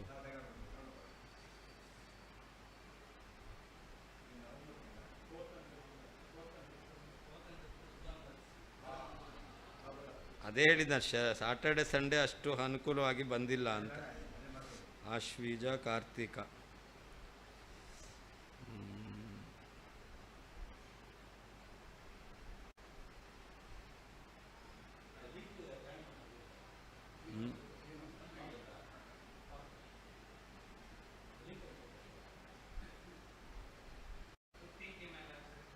ಹ್ಞೂ 15th ಮೇಲ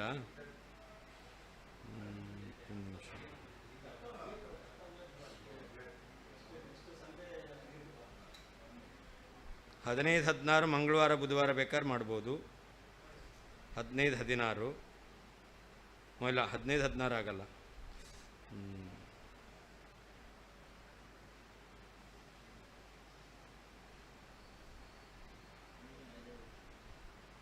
ಶುಕ್ರವಾರ ಶನಿವಾರ 18-19 ಬೇಕಾದ್ರೆ ಮಾಡ್ಬೋದು.